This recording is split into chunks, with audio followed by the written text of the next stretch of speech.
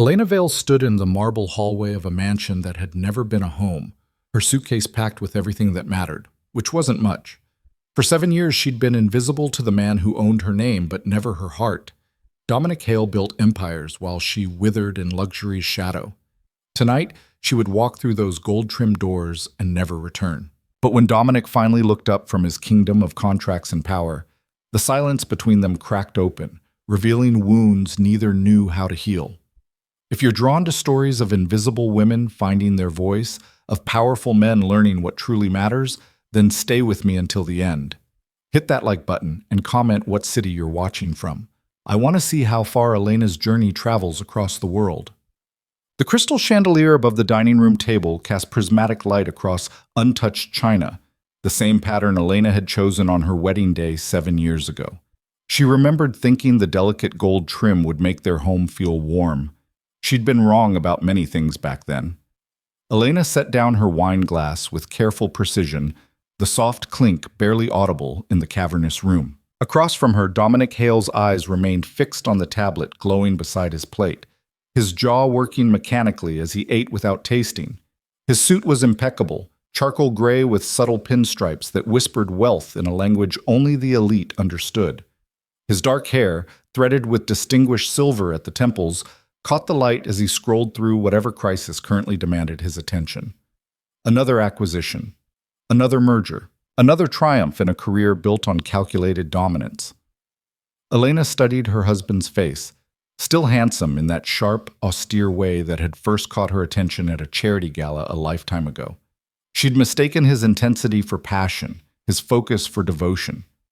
She'd been 23 and working as an event coordinator, overwhelmed by his attention, seduced by the fantasy of being chosen by a man who could have anyone. Now 30, she understood the difference between being chosen and being collected. "The Rothman deal closed today," Dominic said suddenly, not looking up. Stock jumped 12% in after-hours trading. Elena waited, but he offered nothing more. No celebration, no invitation to share his victory, no acknowledgement that she might have an opinion, or even mild interest in the empire he built during every waking hour. "That's wonderful," she replied, her voice carrying the practiced warmth of a woman who'd learned to respond to statements that weren't really directed at her. Dominic grunted, something that might have been agreement, and returned to his screen. The silence settled back over the table like fog rolling in from the bay, thick, cold, and impenetrable. Elena picked up her fork, moved a piece of herb-crusted salmon around her plate, and felt the weight of 7 years pressing against her chest until breathing became a conscious effort. This was her life. This moment, repeated with minor variations, stretched across 2,555 days of marriage. She'd stopped counting somewhere around year 5. After dinner, Elena moved through the mansion's west wing with the quiet efficiency of someone who'd learned to take up minimal space. The heels she'd worn for a dinner party of 2 clicked softly against marble floors that cost more than most people's homes. Past the library where leather-bound books sat pristine and unread. Past the music room housing a grand piano she'd once played. Past the solarium where exotic orchids bloomed for no one's enjoyment. The house had 17 rooms. Elena felt at home in none of them. In the master bedroom, a space dominated by cool grays and whites that Dominic's decorator had chosen without consulting her, Elena opened the walk-in closet that could have housed a family of 4. Designer gowns hung in color-coordinated rows, each one a costume she'd worn to play the role of Dominic Hale's wife. Beautiful clothes for a beautiful ghost. She pulled her suitcase from the top shelf, the expensive leather one Dominic had given her for their 2nd anniversary, back when he still remembered anniversaries. It landed on the closet floor with a heavy thud that felt louder than it should have. Elena stared at it for a long moment, her heart hammering against her ribs. This was real. This was happening. She started with practical items first, jeans she rarely wore, comfortable sweaters that had no place at charity galas, the running shoes she'd bought 6 months ago, and a brief burst of optimism about reclaiming parts of herself. Each item she folded and placed in the suitcase felt like a small rebellion, a quiet declaration that she still existed beneath the polish. "What are you doing?" Elena's hand stilled on the sweater she'd been folding. She hadn't heard Dominic enter, but that wasn't surprising. She'd become so attuned to his absence that his presence always felt jarring. She turned slowly. He stood in the doorway, still in his suit but with his tie loosened, the only concession to relaxation he ever made. His dark eyes, the color of espresso and just as bitter, fixed on the suitcase with an expression she couldn't quite read. "Packing," Elena said simply. Dominic's jaw tightened. "I can see that. Why?" The question hung in the air between them, loaded with 7 years of everything they'd never said to each other. Elena could have laughed at the absurdity of it, that he could be surprised, that he could genuinely not understand why she might want to leave. "I'm going away for a while," she said, keeping her voice steady. "Where?" Not why, she noticed. Just where, as if location was the only relevant detail. "Does it matter?" Something flickered across Dominic's face, there and gone too quickly to name. "You didn't mention a trip." "I didn't think you'd notice." The words came out sharper than she'd intended, edged with a bitterness she usually kept carefully contained. Dominic's expression hardened into the mask he wore in boardrooms, the one that made grown men nervous and competitors retreat. "What's that supposed to mean?" Elena set down the sweater and turned to face him fully. 7 years of silence pressed against her throat, demanding release, but she swallowed it back down. "Not yet. Not like this." "It means I'm going away for a while," she repeated. "I'll be back when I'm ready." "Elena." Her name was a command, sharp and final. "We need to discuss this." "Now you want to discuss something?" The question escaped before she could stop it, carrying years of swallowed frustration. "Now, when I'm packing a suitcase, you want to have a conversation?" Dominic's eyes narrowed. "What the hell is this about?" "Nothing," Elena said quietly, turning back to her packing. "It's about nothing at all. That's the problem." She heard him move closer, felt the familiar presence of him behind her, expensive cologne and starched cotton, and the faint scent of whatever legal pads he'd been writing on. Once, that proximity would have made her heart race. Now it just made her tired. "I don't have time for games, Elena." "I know." She folded another sweater with meticulous care. "You don't have time for much, do you?" "I'm building something. You knew that when you married me." "I married a man who looked at me." Elena's hand stilled on the fabric. "Who asked about my day.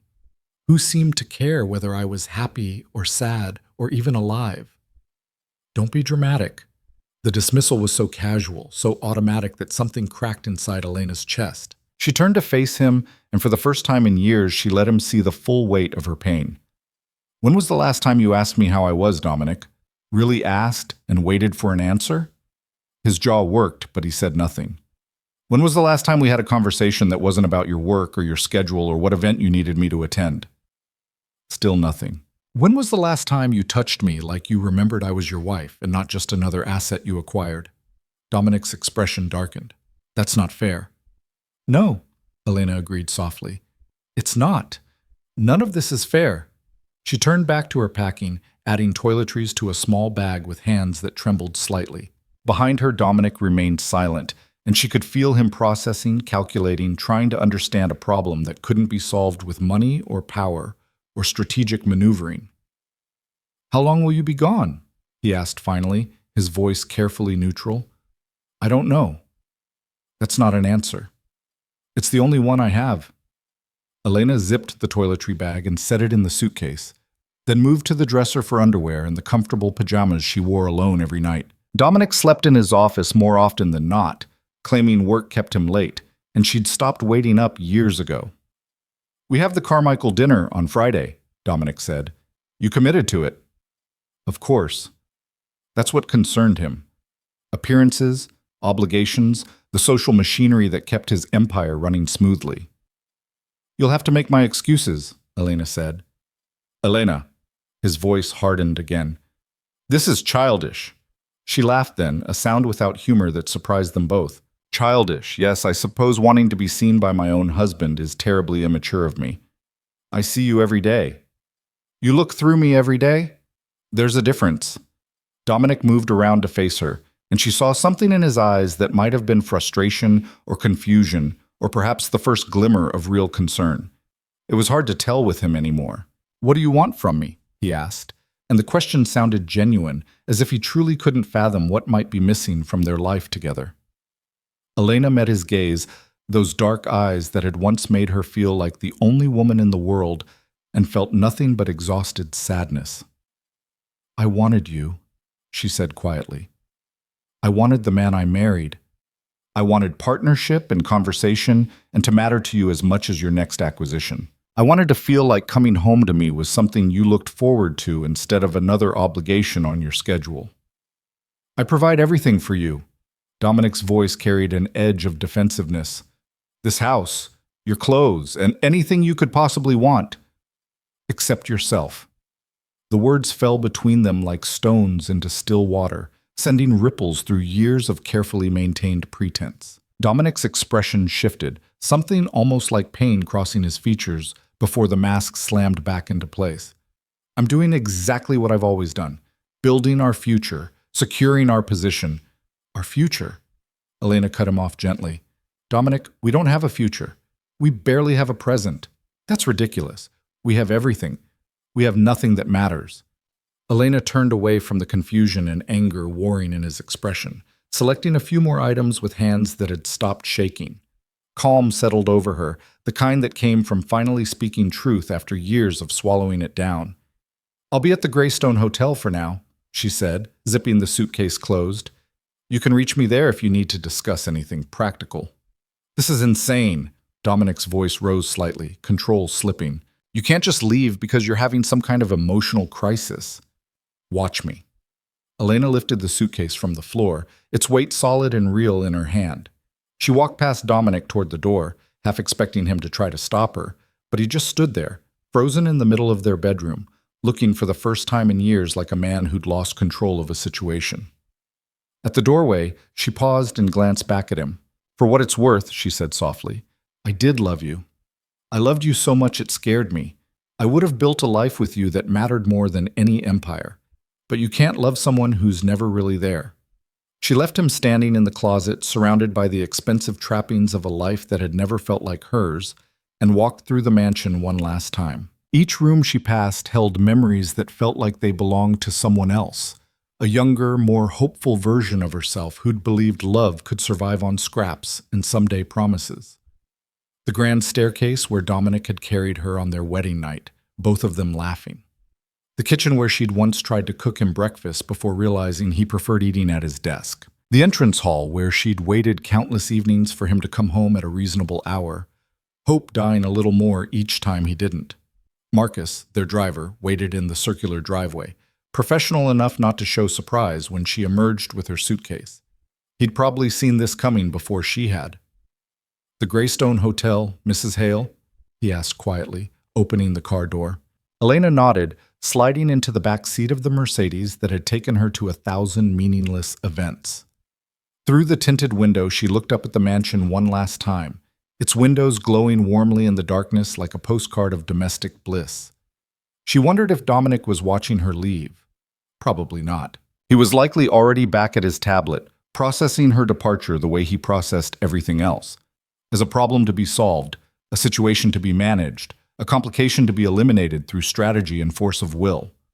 As Marcus pulled away from the house, Elena felt something unfamiliar expand in her chest. Not quite relief, not exactly freedom, but something close to both. For the first time in 7 years, she'd made a choice that was entirely her own, and nobody could tell her it was wrong. The Greystone Hotel occupied a restored building downtown, all Art Deco elegance and old-world charm. It was the kind of place she and Dominic might have visited for an anniversary dinner in another life, before celebrations became another item on his calendar to be checked off and forgotten. The suite the concierge showed her to was beautiful in an understated way, cream walls, comfortable furniture that actually looked lived in, windows overlooking the city lights. It was a fraction of the size of the mansion and felt more like home within minutes. After the bellhop left, Elena sat on the edge of the bed and let the silence wash over her. No marble echoes, no empty rooms stretching in every direction, no waiting for footsteps that never came. Just quiet and space and the gentle hum of city life beyond the windows. Her phone buzzed. Dominic, of course. "This is irrational. Come home and we'll discuss it like adults." Elena stared at the message for a long moment, then set the phone aside without responding. Words wouldn't fix this. Nothing would fix this except the one thing Dominic seemed incapable of giving: himself. She unpacked slowly, hanging clothes in the small closet, arranging toiletries in the bathroom, making the space hers in small, deliberate ways. Each action felt like reclaiming a piece of herself she'd lost to the vast emptiness of their marriage. Her phone buzzed again. "Elena, answer me." Then again, "We need to talk about this." And again, "You're being unreasonable." She turned the phone face down and walked to the window, looking out at the city spread below like scattered diamonds on black velvet. Somewhere out there, people were living actual lives, arguing and laughing and sharing moments that mattered, building something real instead of just successful. A soft knock at the door interrupted her thoughts. Elena checked the peephole, expecting hotel staff, but found no one there. Only when she opened the door did she see the envelope on the floor, hotel stationery with her name written in handwriting she didn't recognize. Inside, a note in neat script. "I saw you check in and wanted to reach out. I'm in 412 if you need anything, even just someone to talk to who won't judge.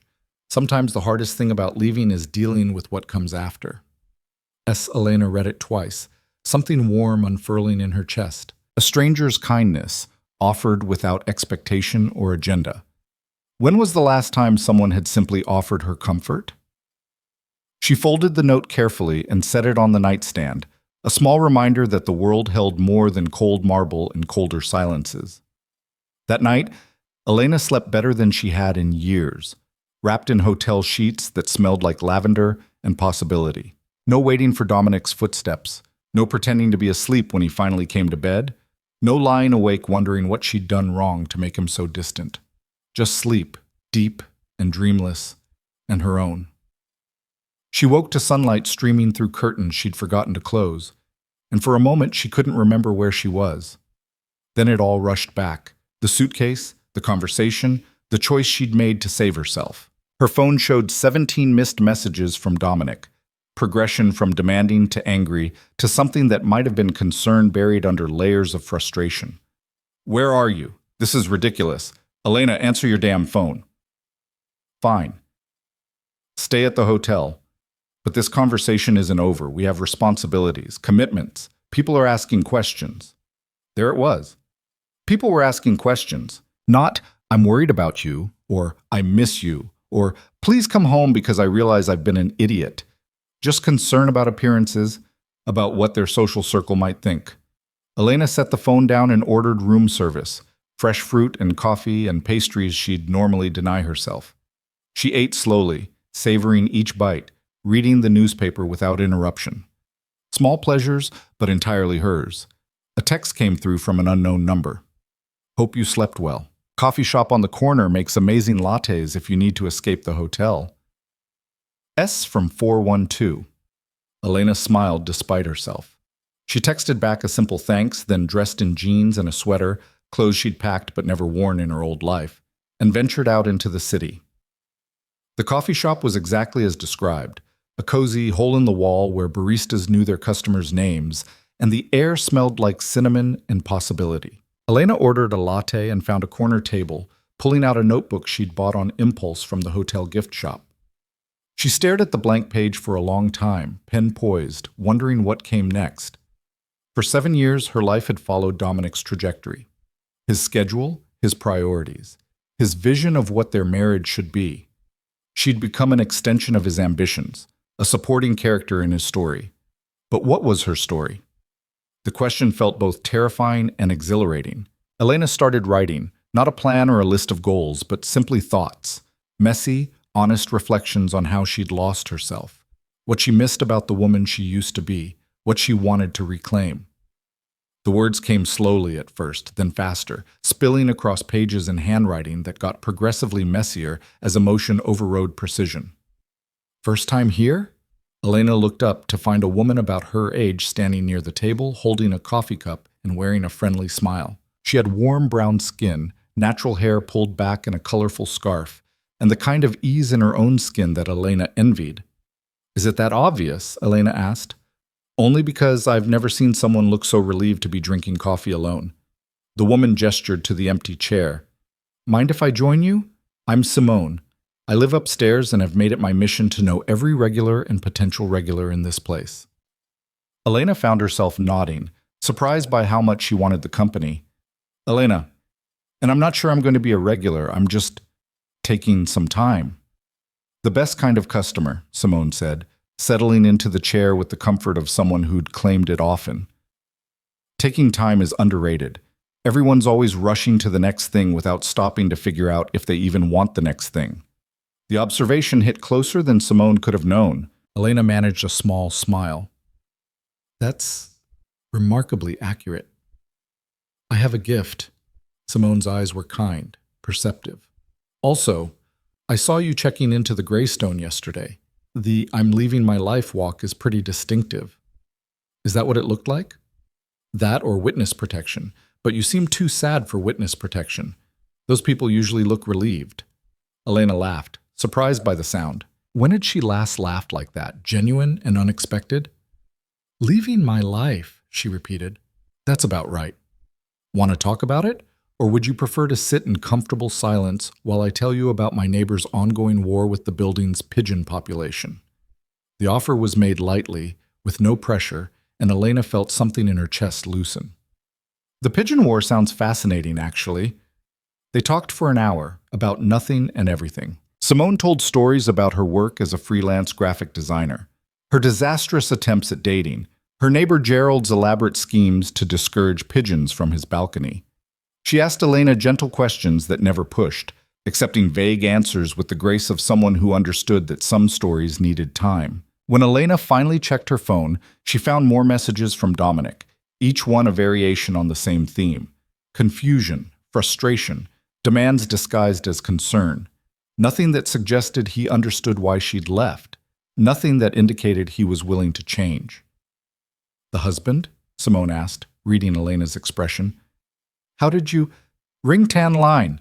Simone nodded at Elena's left hand, where paler skin marked where her wedding band had been before she'd removed it at the hotel. Plus that look.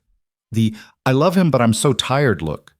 Elena twisted the ring she'd placed in her purse, its weight both familiar and foreign. 7 years, she said quietly. 7 years of being invisible. He doesn't see you? He doesn't even look. Simone reached across the table and squeezed Elena's hand briefly. Then he's an idiot. But you already knew that. They exchanged numbers before parting, Simone making Elena promise to text if she needed anything, company, distraction, or just someone to confirm that leaving wasn't crazy. Walking back to the hotel, Elena felt lighter than she had in years. One stranger's note, one new friend, and suddenly the world felt less impossible to navigate alone. Her phone rang as she entered the hotel lobby. Dominic, of course. She let it go to voicemail, then listened to the message in the elevator. Elena, this has gone on long enough. I don't know what you think you're accomplishing, but we need to discuss this like rational adults. You can't just run away because you're upset. Call me back. Today. Not, I miss you. Not, I'm sorry. Not, help me understand. Just demands and deadlines and the assumption that she'd eventually fall in line like she always had. Elena deleted the message and stepped into her suite, closing the door on Dominic's voice and everything it represented. She wasn't running away. For the first time in 7 years, she was running toward something. Herself, maybe. Or at least the possibility of herself. That evening, she found another note slipped under her door. Movie night in the lobby lounge, 8 p.m. Open invitation. Bring yourself and whatever you're comfortable sharing. Elena almost didn't go. The thought of being around people, of potentially having to explain herself or make small talk, felt exhausting. But sitting alone in the suite felt worse, like admitting defeat, like letting Dominic's absence define her even here. She went. The lobby lounge had been transformed into a cozy screening room, couches arranged facing a large screen, soft lighting creating an intimate atmosphere. 5 other people were already there, ranging from a young couple to an elderly woman with kind eyes. Simone waved from a corner couch, patting the seat beside her. You came, she said warmly. Everyone, this is Elena. Elena, this is everyone. Introductions went around. The young couple were celebrating their first anniversary. The elderly woman was visiting her grandson. A businessman was killing time between flights. A woman in scrubs was decompressing after a double shift. Normal people, living normal lives, gathered for a simple pleasure.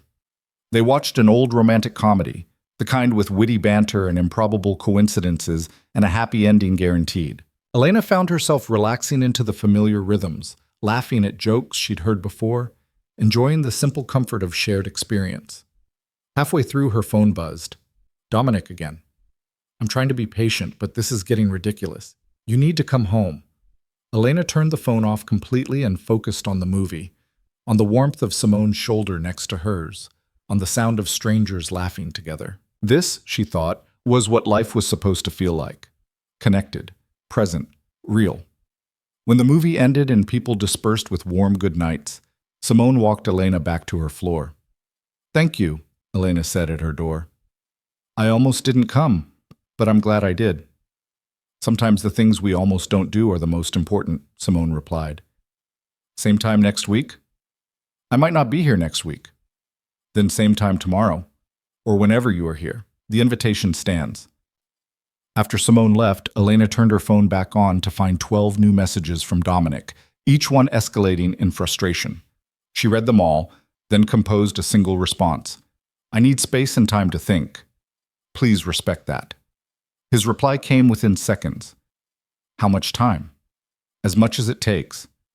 That's not an answer. It's the only one I have. She turned the phone off again and got ready for bed, slipping between sheets that smelled like her new temporary life, lavender and possibility and the faint scent of freedom.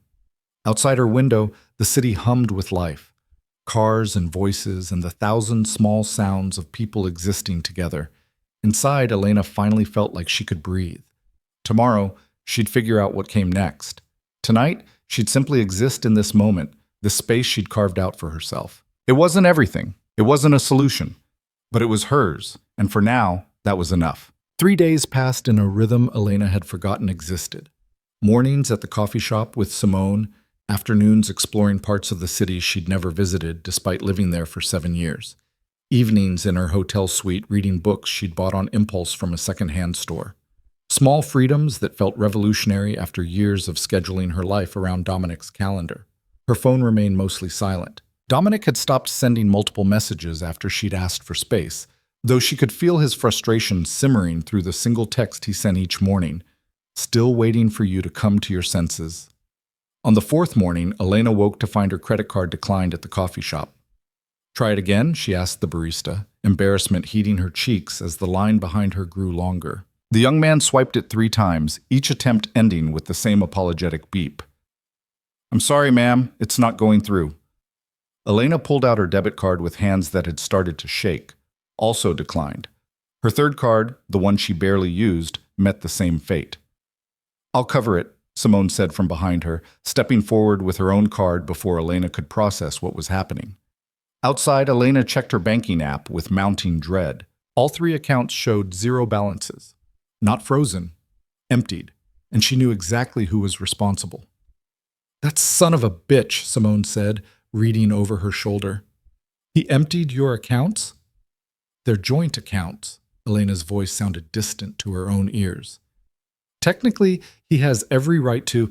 Technically, he's trying to force you back by cutting off your resources. Simone's eyes flashed with anger. Elena couldn't quite muster herself. That's financial abuse, Elena. The words landed like a slap. Abuse. She'd never thought of it that way, had always framed Dominic's control as protection, his distance as dedication to providing for them. But standing on a city sidewalk with no access to money she'd believed was partly hers, the truth became impossible to ignore. Her phone rang. Dominic, naturally. Elena answered, her free hand clenched into a fist. What did you do? I consolidated our accounts. His voice was calm, reasonable, the tone he used in negotiations. Since you're not thinking clearly right now, I thought it best to simplify our finances. You emptied my accounts. Our accounts, Elena. There's a difference. Everything we have together. Then why can't I access any of it? A pause, calculated and cold. Because you left. You walked out on our marriage without warning, without discussion, and I'm not going to fund your... He searched for the word. Emotional crisis. Elena closed her eyes, willing herself to stay calm. So this is punishment. This is reality. You want independence? Fine. But you don't get to have independence in my money. Half of that money came from selling my parents' house. The words came out sharper than she'd intended. The house I inherited that I sold when we got married because you said we should combine everything. And we did. Which means it's ours, not yours. If you want to come home, we can discuss restoring your access. Until then, I suggest you think very carefully about what you're throwing away. The line went dead before Elena could respond. She stood frozen on the sidewalk, people flowing around her like water around a stone. 7 years of marriage, and it had taken him 4 days to weaponize their shared finances. 4 days to show her exactly how little power she'd actually had in their partnership. Elena? Simone's hand on her arm pulled her back to the present. What did he say? He cut me off. The words felt surreal. Completely. Okay. Simone's voice shifted into problem-solving mode. How much cash do you have? Elena checked her wallet. $73 and a hotel bill coming due in 3 days that she had no way to pay. We need to call someone, Simone said. A lawyer, maybe? There have to be laws against this. He's one of the most powerful corporate attorneys in the state. Elena heard the defeat in her own voice and hated it. He knows exactly how far he can push without technically breaking any laws. Then we get creative. Simone linked her arm through Elena's, steering her back toward the hotel. First rule of survival, never let them see you panic. Second rule, always have a backup plan. Back in Elena's suite, Simone made tea while Elena sat on the bed, staring at her phone and trying to formulate a response to Dominic's power play. Everything she typed sounded either desperate or angry, and she didn't want to give him the satisfaction of either reaction. Here's what we know, Simone said, handing Elena a steaming mug. You have about $70, a hotel room for 3 more days, and a husband who thinks financial manipulation will bring you crawling back. What you need is income, housing, and a way to show him you're not helpless. I haven't worked in 6 years. Elena wrapped her hands around the mug, seeking its warmth. I gave up my career in event planning when we got married because Dominic said I didn't need to work, that my job was managing our household and his social obligations, which is work, just unpaid. Simone pulled out her phone. But that experience counts. You planned events, managed vendors, coordinated schedules. That's project management, Elena. That's valuable. No one's going to hire someone who's been out of the workforce for 6 years. You'd be surprised. Simone was already typing furiously. My friend Marcus runs a boutique event company downtown. They're always looking for coordinators, especially people who understand the high-end client scene. Let me reach out. Elena wanted to argue, to explain all the reasons it wouldn't work, but Simone's determination was a force of nature. Within an hour, she had an interview scheduled for the next afternoon.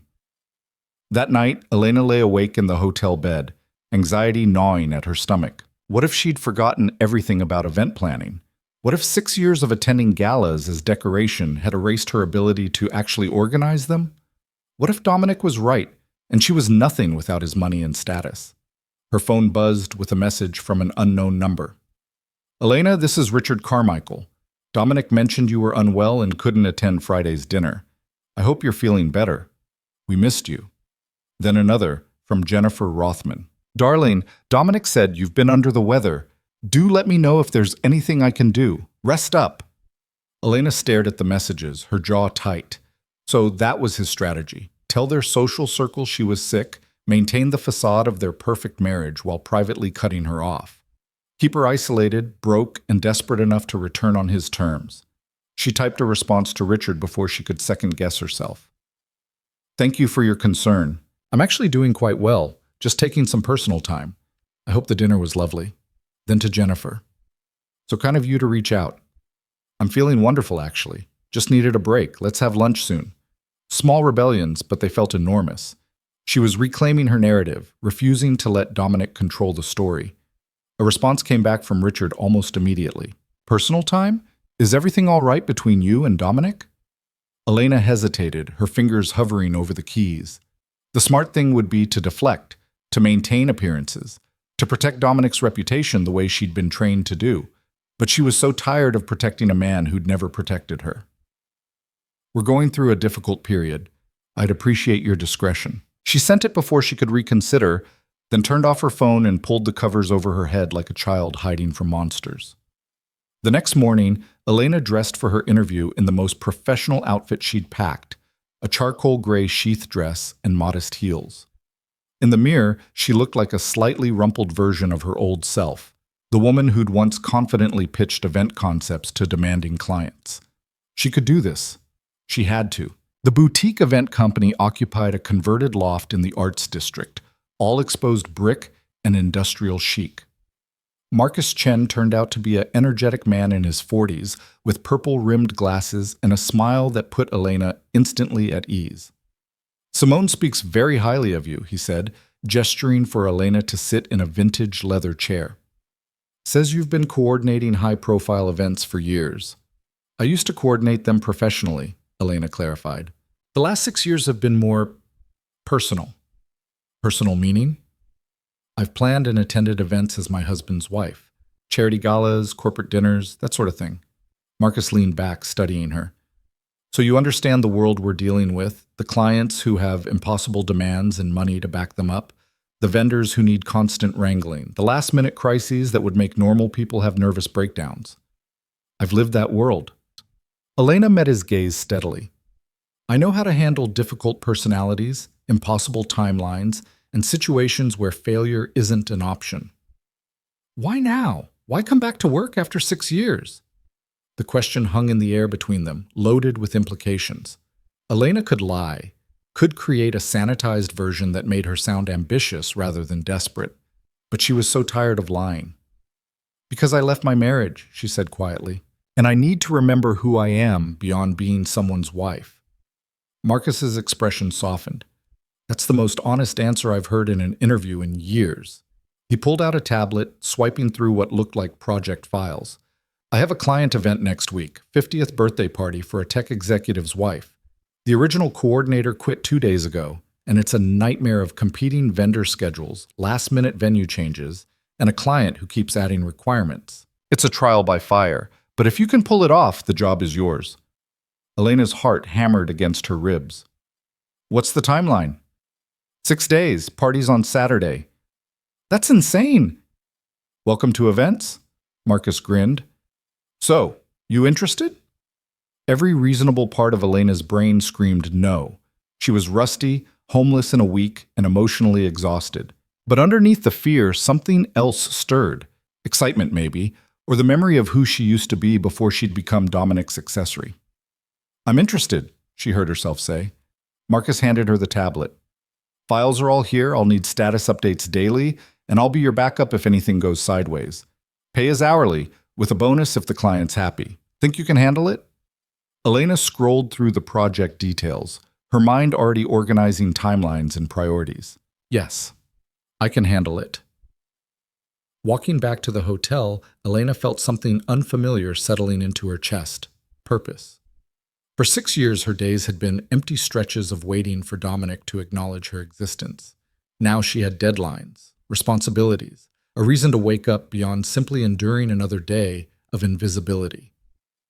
Her phone showed 17 missed calls from Dominic and 1 voicemail. She listened to it while walking, his voice tight with barely controlled anger. "Elena, I just got a call from Richard Carmichael asking if we're having marital problems. Whatever game you're playing, it ends now. You don't get to embarrass me to our friends and colleagues. Call me back, today." She deleted the message and kept walking. That evening, Elena spread the event files across her hotel bed, making notes and building timelines. The tech executive's wife wanted an intimate dinner for 50 guests that felt like a casual gathering among friends, but with Michelin star catering, live entertainment, personalized gift bags worth more than most people's monthly rent, and a signature cocktail that somehow needed to be both sophisticated and whimsical. It was ridiculous. It was exactly the kind of challenge Elena used to love. She worked until past midnight, reaching out to vendors she'd once networked with, calling in favors, negotiating schedules. Some didn't remember her. Others did, and asked carefully neutral questions about why she was working again. Elena kept her answers vague but professional, focusing on the project rather than her personal life. Around 1 a.m., her phone rang. Dominic, predictably. "Do you have any idea what you've done?" he said without preamble. "Jennifer Rothman called Margaret Sterling, who called the Harrisons, and now half our social circle thinks we're getting divorced." "Hello to you too," Elena said tiredly. "This isn't funny, Elena. I have a reputation to maintain, and you're actively damaging it." "I told the truth when asked. That's hardly damaging." "You told people we're having problems." His voice rose, control finally slipping. "Do you understand how that makes me look?" "Do you understand that I don't care?" The words came out sharper than she'd intended, but she didn't take them back. "For once in 7 years, what you look like isn't my problem." Silence stretched between them, heavy and shocked. "Where is this coming from?" Dominic asked finally, and he actually sounded confused. "We had a good life, Elena. I gave you everything, except yourself." She cut him off gently. "You gave me everything except the one thing that mattered. I don't understand what you want from me." "I know." Elena closed her eyes, exhaustion seeping through every word. "That's the problem." "Then explain it to me. Use small words if you have to, because clearly I'm missing something." The request might have been sincere, but the condescension underneath it made Elena's jaw tighten. "I wanted a partner, Dominic, someone who came home and asked about my day, who remembered I existed when I wasn't standing in front of him. I wanted conversations that mattered, an intimacy that went beyond coordinating our public appearances. I wanted to feel like I mattered to you as much as your next acquisition." "You do matter. Then why did you empty our bank accounts?" The question came out quietly, but it landed like a bomb. "Why did your first response to me leaving was to cut off my access to money?" Another silence. This one different, caught. "I was trying to make you see reason. You were trying to control me. There's a difference. Elena, come home. We can work this out." "No." The word felt powerful in her mouth. "Not until you understand why I left. Not until you're willing to actually change, not just say the right words to get me back. What do you want me to do?" Frustration bled through every syllable. "I'm asking, Elena, tell me what you want." She thought about it, really thought about what would need to change for her to consider returning to a marriage that had slowly suffocated her. "I want you to figure that out yourself," she said finally, "because if I have to explain how to love me, it doesn't count." She ended the call before he could respond and turned off her phone completely. The next 3 days blurred together in a chaos of vendor negotiations, schedule coordination, and crisis management. The caterer initially booked had double scheduled, requiring Elena to find a replacement within 48 hours.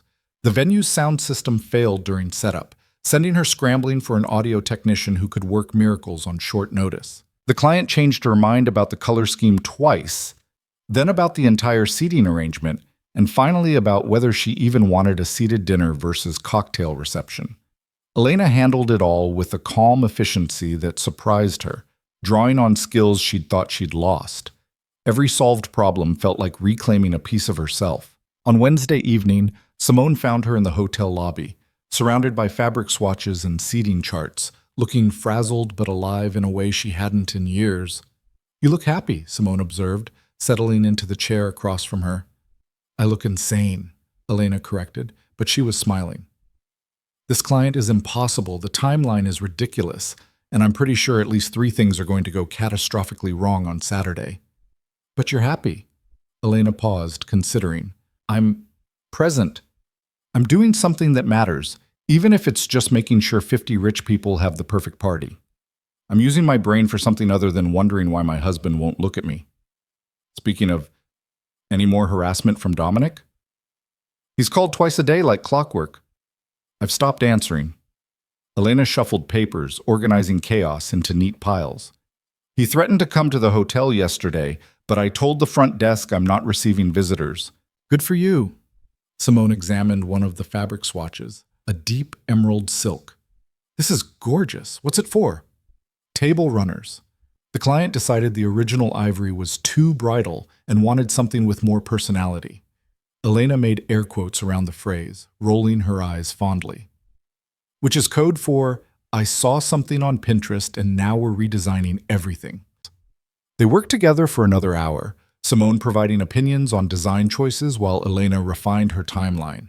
It felt easy, companionable, the kind of friendship Elena had forgotten was possible. "Can I ask you something?" Elena said as they were packing up. "Why are you helping me? We barely know each other." Simone looked up from the seating chart she'd been studying.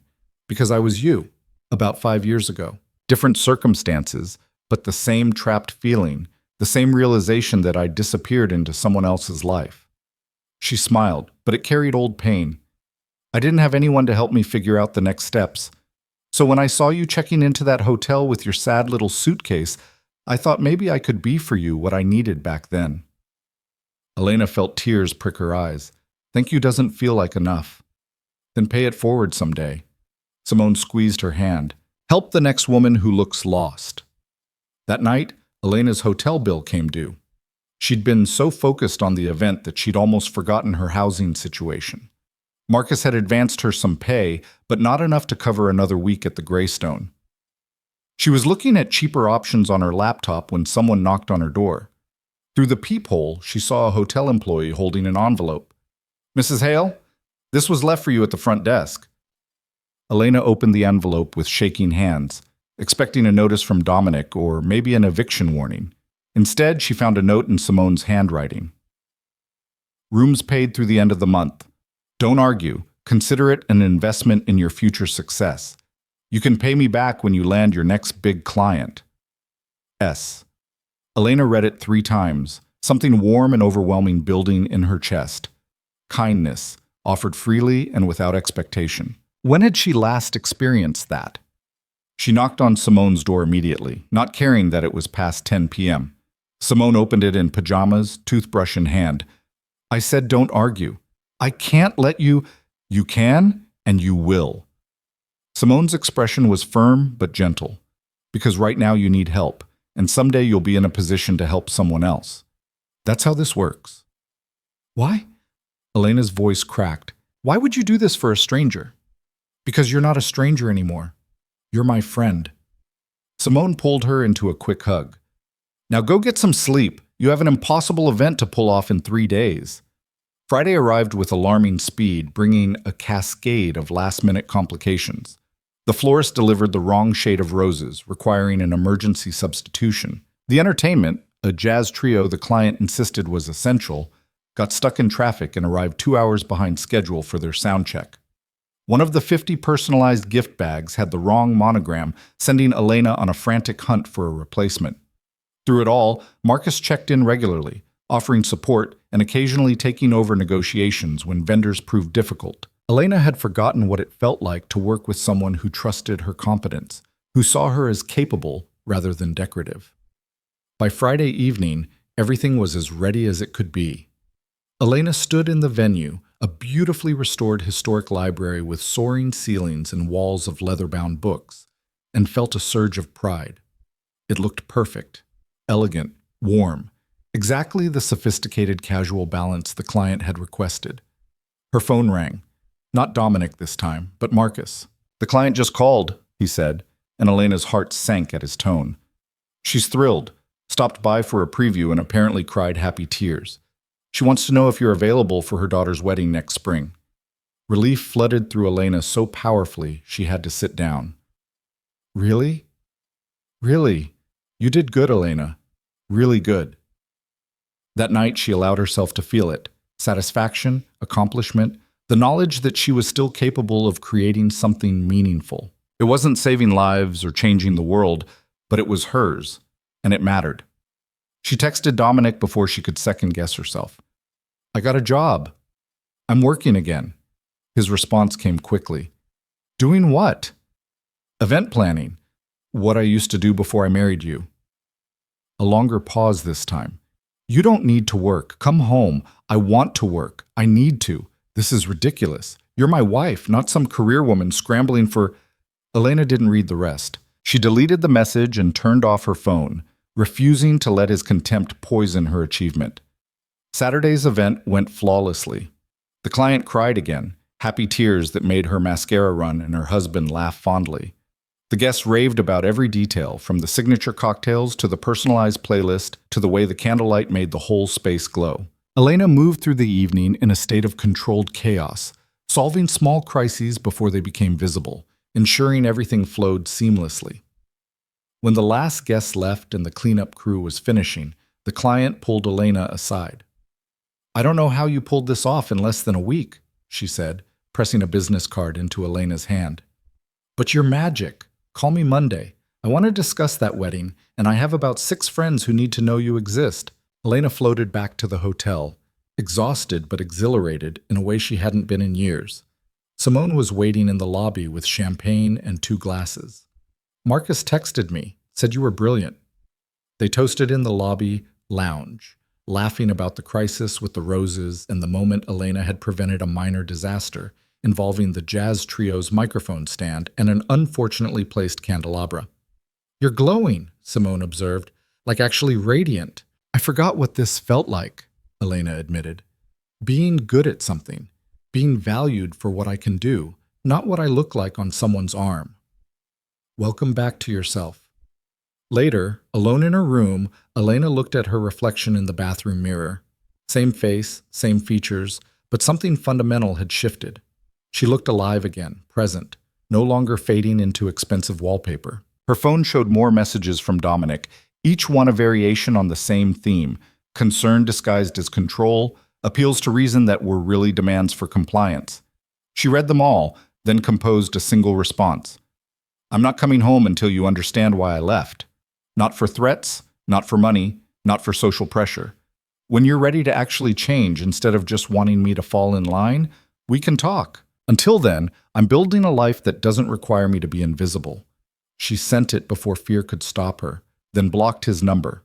It felt like cutting an anchor line, terrifying and liberating in equal measure. Blocking Dominic's number felt like stepping off a cliff in the dark, exhilarating and terrifying, with no certainty of what waited below. Elena woke the next morning half expecting to find him standing in her hotel room, having bypassed security through sheer force of will and money. But the suite remained empty, except for her, sunlight streaming through windows she'd forgotten to close, and the quiet promise of a day that belonged entirely to herself. She checked her email over coffee, finding 3 new inquiries forwarded from Marcus. Word of mouth traveled fast in their circles, apparently. 2 wanted consultations for upcoming events, and 1, from someone named Victoria Chen, asked if Elena would be interested in coordinating a corporate retreat for a tech startup with more money than sense and a CEO, who believed team building should involve both trust falls and premium open bar. Elena scheduled all 3 consultations before the caffeine had fully kicked in, momentum carrying her forward before doubt could catch up. Her phone rang from an unknown number. She hesitated, then answered, half expecting Dominic calling from someone else's line. "Elena Hale?" A woman's voice, crisp and professional. "This is Margaret Morrison from Morrison Family Law. Your husband came to see me yesterday." Elena's stomach dropped. "He's filing for divorce?" "No." A pause that felt loaded. "He's asking about his legal options regarding marital assets and spousal support obligations." "I told him I couldn't discuss it without speaking to you first, but I wanted to reach out because I think you should consider getting your own representation." The coffee turned to acid in Elena's stomach. "What kind of options?" "The kind that would leave you with very little if things escalate, Mrs. Hale. I'm going to be direct. Your husband is one of the most formidable corporate attorneys in this state, and he has resources most people can't imagine. If he decides to make this difficult, you need someone in your corner who can match him." "I can't afford that." The admission stung. "He's cut off all my access to our accounts." "I'm aware." He mentioned that as leverage. Margaret's voice softened slightly. "Which is why I'm calling. I don't work for men who use money to control their wives. I'd like to represent you, and we can discuss payment arrangements after we secure you access to marital funds." Elena closed her eyes, reality crashing over her in waves. This was really happening. Her marriage wasn't just crumbling, it was becoming a battlefield. "Why would you help me?" she asked quietly. "Because I was married to a man like your husband once. He tried to bury me in legal fees and intimidation." A harder edge crept into Margaret's voice. "He failed, and I've made it my mission to make sure other women don't face that fight alone." They scheduled a meeting for Monday afternoon. After hanging up, Elena sat motionless at the small hotel desk, staring at her reflection in the darkened laptop screen. This was the cost of choosing herself: conflict, uncertainty, the very real possibility that Dominic would use every weapon in his considerable arsenal to punish her for leaving. A text came through from an unknown number, bypassing the block she'd placed. "You think blocking my number changes anything? I can make your life very difficult, Elena. Come home and we can avoid all of this unpleasantness. D." Elena's hands shook as she screenshotted the message and forwarded it to Margaret Morrison with a note. "Is this something I should be documenting?" The response came quickly. "Yes. Save everything. Every text, every call, every interaction. We're building a case." A case. The word felt surreal. She was building a case against her own husband, gathering evidence like he was a stranger instead of the man she'd promised to love forever. Her phone buzzed again, this time with Simone's number.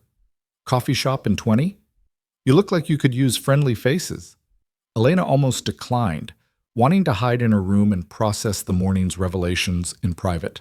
But isolation was what Dominic expected, what he counted on. Her alone and overwhelmed, with no support system to catch her when she fell. She met Simone at their usual table, where her friend took one look at her face and ordered the largest latte on the menu, plus a chocolate croissant. "Talk," Simone commanded gently.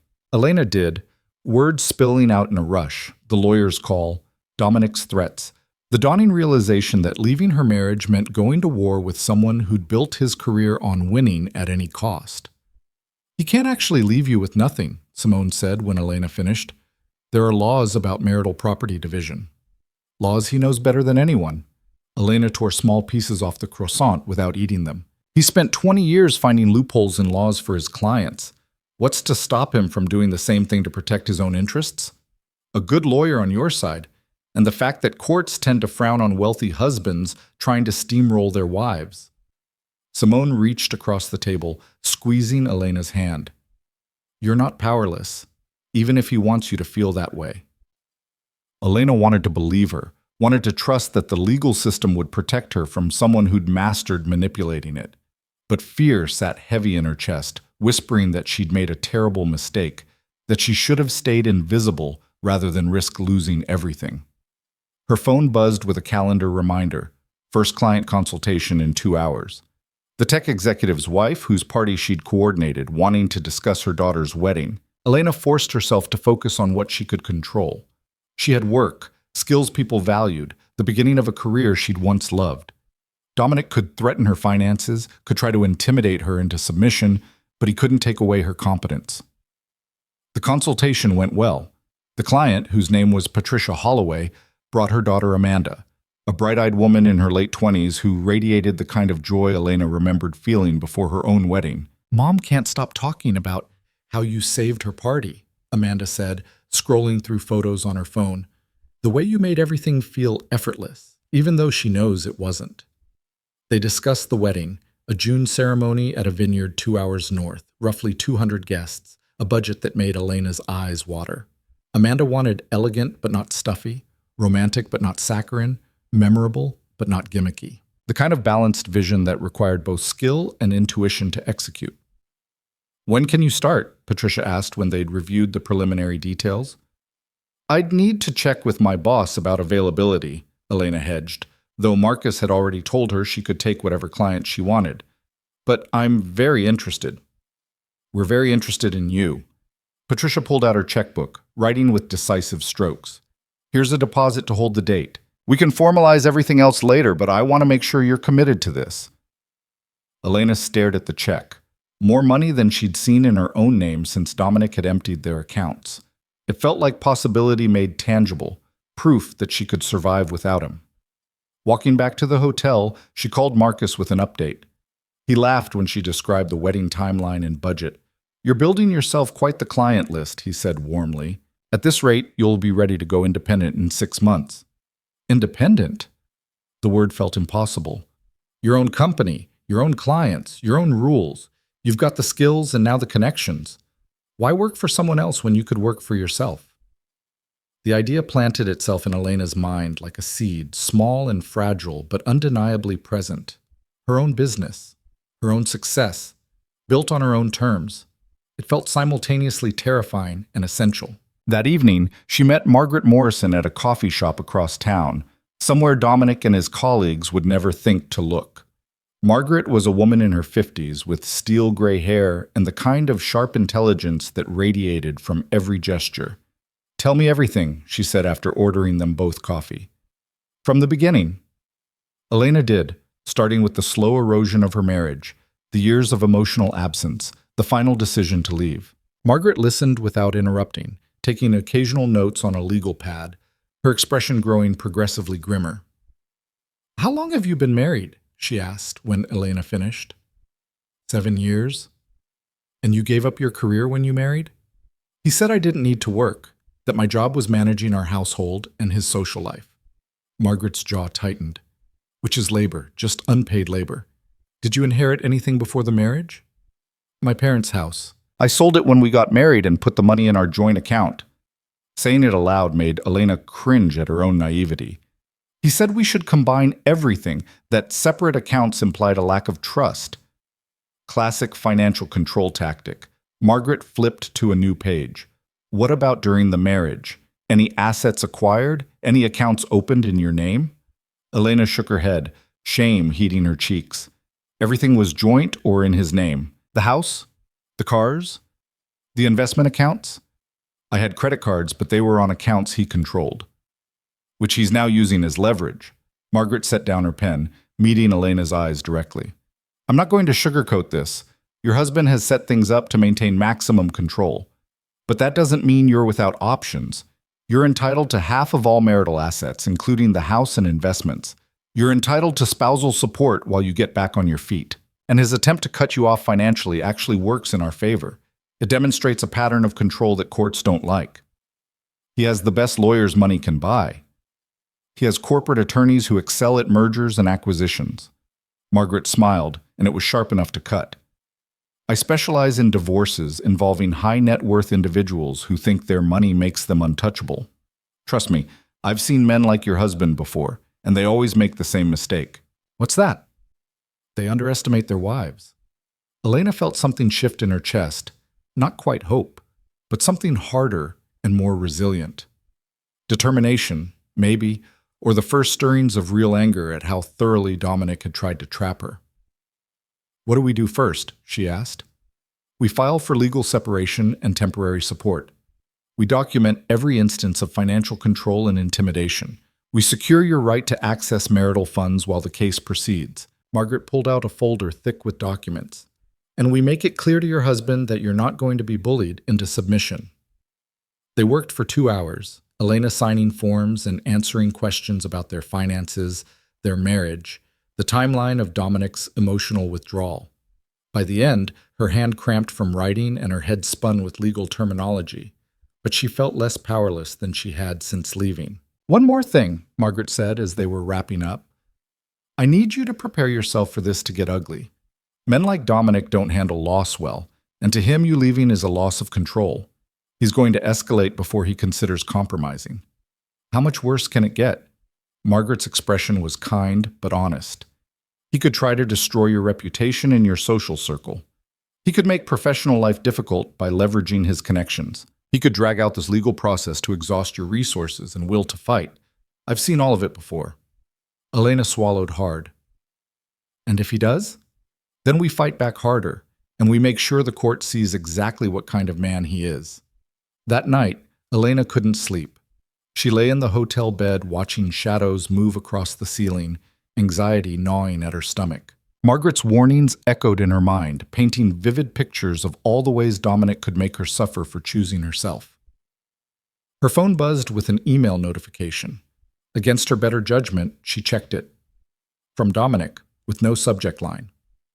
"Elena, I've had time to think about this situation, and I believe we've both overreacted.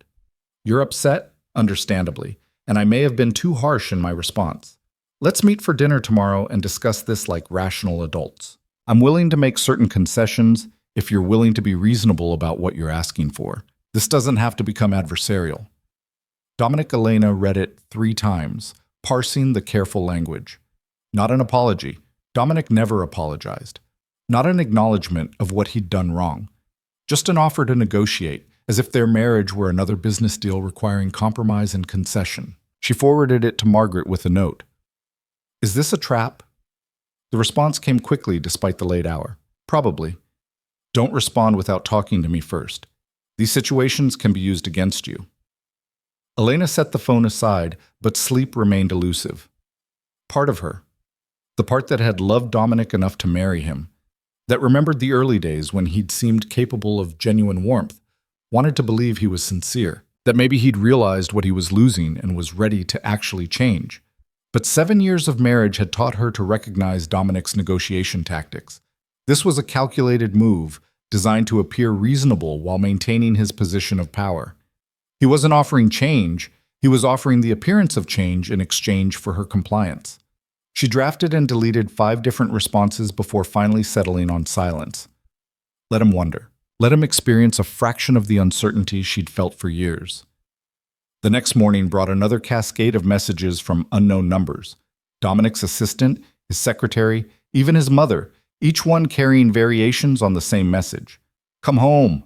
Work it out. Think about what you're throwing away. Elena blocked them all and went to meet her second potential client, a woman planning her parents' 50th anniversary party. The consultation went well, professional and focused, a reminder that she had value beyond her role as Dominic Hale's wife. But when she returned to the hotel that afternoon, she found Dominic himself in the lobby, sitting in one of the elegant chairs near the fireplace like he belonged there. Elena's heart hammered against her ribs, fight-or-flight instincts screaming at her to turn around and leave. But running would only delay the inevitable, and she was tired of running from confrontations. She crossed the lobby with her head high, stopping a careful distance from his chair. "What are you doing here?" she asked quietly. Dominic stood, and she was struck by how tired he looked. The immaculate veneer had cracked slightly. His tie was looser than he'd normally allow in public, his hair less perfectly styled. He looked like a man who'd been sleeping poorly, and some traitorous part of Elena's heart ached for him. "You wouldn't answer my calls or emails," he said. "I had no choice but to come in person. I blocked your number for a reason." "Elena, please, can we just talk? 5 minutes, that's all I'm asking." She should have said no, should have walked past him to the elevator and let Margaret handle all future communication. But something in his voice, a note of genuine desperation she'd never heard before, made her hesitate. "The coffee shop across the street," she said finally. "Public, neutral, 5 minutes." They sat at a corner table, steam rising from cups neither of them touched. Dominic kept his hands flat on the table, as if resisting the urge to reach for her. "I miss you," he said, and the rawness in his voice caught her off guard. "The house feels wrong without you in it." "I was in it for 7 years, Dominic. You never seemed to notice." "I noticed." He looked down at his coffee. I didn't know what to do with that." "What to do with what?" "With you. With us." He met her eyes, and she saw something almost vulnerable there. "You were so different from anyone I'd ever known, so warm and open and genuine, and I didn't know how to be that person you needed. So I did what I know how to do. I worked. I built things. I thought if I could give you everything, it would be enough." "I never wanted everything." Elena's voice cracked slightly. "I just wanted you. I know that now." Dominic reached across the table, stopping just short of touching her hand. "The house is empty without you. Not just physically, but it's like all the air left with you. And I'm sitting in that massive space we built together, and I can't remember the last time we actually talked. Really talked about things that mattered." Elena felt tears prick her eyes, despite her best efforts to stay detached. "Do you even remember what I like, Dominic? My favorite color? What I studied in college? What I wanted to be before I became your wife?" He opened his mouth, then closed it, shame washing over his features. "Blue," Elena said softly. "Cerulean blue, specifically. I majored in hospitality management with a minor in art history. I wanted to own my own event company someday, creating experiences that made people feel seen and celebrated. And you don't remember any of that because you never asked, or you asked once and forgot because it wasn't relevant to your world." "That's not fair." "It's completely fair. She pulled her hand back from where it had unconsciously drifted toward his. You memorize details about your clients' lives because it helps you negotiate better deals. But your own wife. I've been invisible to you for so long that I started to disappear. Dominic's jaw worked, emotions warring across his face. What do you want from me? Tell me how to fix this. I want you to figure that out yourself. I want you to understand why I left without me having to explain it like you're a child. I want you to actually change, not just say what you think I need to hear to come back. I am changing. I've been going to eat. He stopped abruptly, as if catching himself before revealing too much. Going to what? Elena leaned forward, curiosity overriding caution. Dominic looked away, color rising in his cheeks, actual embarrassment on a man who never showed weakness. A therapist. I started seeing someone last week. After you left, I needed to understand what happened. The admission shocked Elena into silence. Dominic Hale, who viewed therapy as self-indulgent navel-gazing for people with too much time and too few problems, was seeing a therapist. What does she say? Elena asked quietly. He, Dr. Stevens. Dominic met her eyes again. He says I use work as emotional armor, that I've built my entire identity around being successful and powerful, and that I don't know how to be vulnerable with people I care about. Do you agree with him? A long pause. I'm starting to. Elena studied her husband's face, looking for signs of manipulation or performance, but all she saw was exhaustion and something that looked like genuine confusion, as if he'd discovered a flaw in his own code and didn't know how to debug it. One session doesn't fix 7 years, she said carefully. I know, but it's a start, isn't it? Hope flickered in his expression. Come home, Elena. Let me show you I can change. That's not how this works. She shook her head, tears finally spilling over. I can't come home and watch you try to be different. The trying has to happen first, and it has to be real. And I have to see consistent evidence that you've actually done the work to understand why our marriage failed. How long? Desperation crept into his voice. How long do I have to prove myself before you'll consider coming back? I don't know. Maybe never. Maybe this is already too broken to fix. Dominic recoiled as if she'd struck him. You can't mean that. I left because staying was killing me, Elena said, each word deliberate and true. Slowly, quietly, but definitely. I was disappearing into the wallpaper of our mansion, becoming nothing but a pretty accessory for your perfect life. And I don't know if we can come back from that, even if you do change. So what? That's it? 7 years of marriage and you're just done? I'm saying I need time and space to figure out who I am beyond being your wife. I'm saying you need to do real work on yourself, not just tell me what I want to hear. I'm saying that if there's any chance for us, it starts with you respecting my need for separation. Dominic stood abruptly, his chair scraping against the floor. This is insane. We're married, Elena. We took vows. For better or worse, remember? I remember. She stayed seated, refusing to match his agitation. Do you remember the part about cherishing and honoring? Because you haven't done either in years. He stared at her, jaw tight, clearly fighting the urge to argue her into submission the way he'd argue in court. Finally, he pulled out his wallet and dropped a business card on the table. That's Dr. Stevens' information. If you want to verify I'm actually going to therapy, call him. He can confirm our sessions without breaking confidentiality. Dominic's voice was strained. I'm trying, Elena. I know I don't know how to do this, but I'm trying. He left without waiting for a response, shoulders rigid with barely controlled emotion. Elena watched him go, something twisting painfully in her chest. That glimpse of vulnerability, the admission that he was seeking help, it was more than he'd given her in their entire marriage. But was it enough? And more importantly, was it real or just another tactic? She picked up Dr. Stevens' card, running her thumb over the embossed lettering. Tomorrow she'd call Margaret and update her on this development. Tonight, she'd sit with the complicated truth that loving someone and being able to live with them were sometimes two completely different things. Her phone buzzed with a text from Simone. Saw you at the coffee shop with tall, brooding, and expensive suit. You okay? Elena smiled despite everything. Define okay. Can you meet me in an hour? I need to process. Already ordering your comfort latte. See you soon. Walking back to the hotel, Elena felt the weight of the conversation settling over her shoulders. Dominic was trying, maybe. But trying wasn't the same as changing, and one therapy session didn't erase 7 years of emotional abandonment. She'd meant what she said. She needed to see consistent evidence, real transformation, before she'd even consider returning. And beneath that requirement lay an uncomfortable truth she was only beginning to face. She didn't know if she wanted to return at all. These 2 weeks on her own, building a career and friendships, and a life that belonged to herself, they'd shown her what she'd been missing: purpose, agency, the simple dignity of being seen as a whole person rather than a beautiful object. Could she give that up, even for a changed version of Dominic? Or had leaving opened a door that would never fully close, revealing possibilities she couldn't unsee?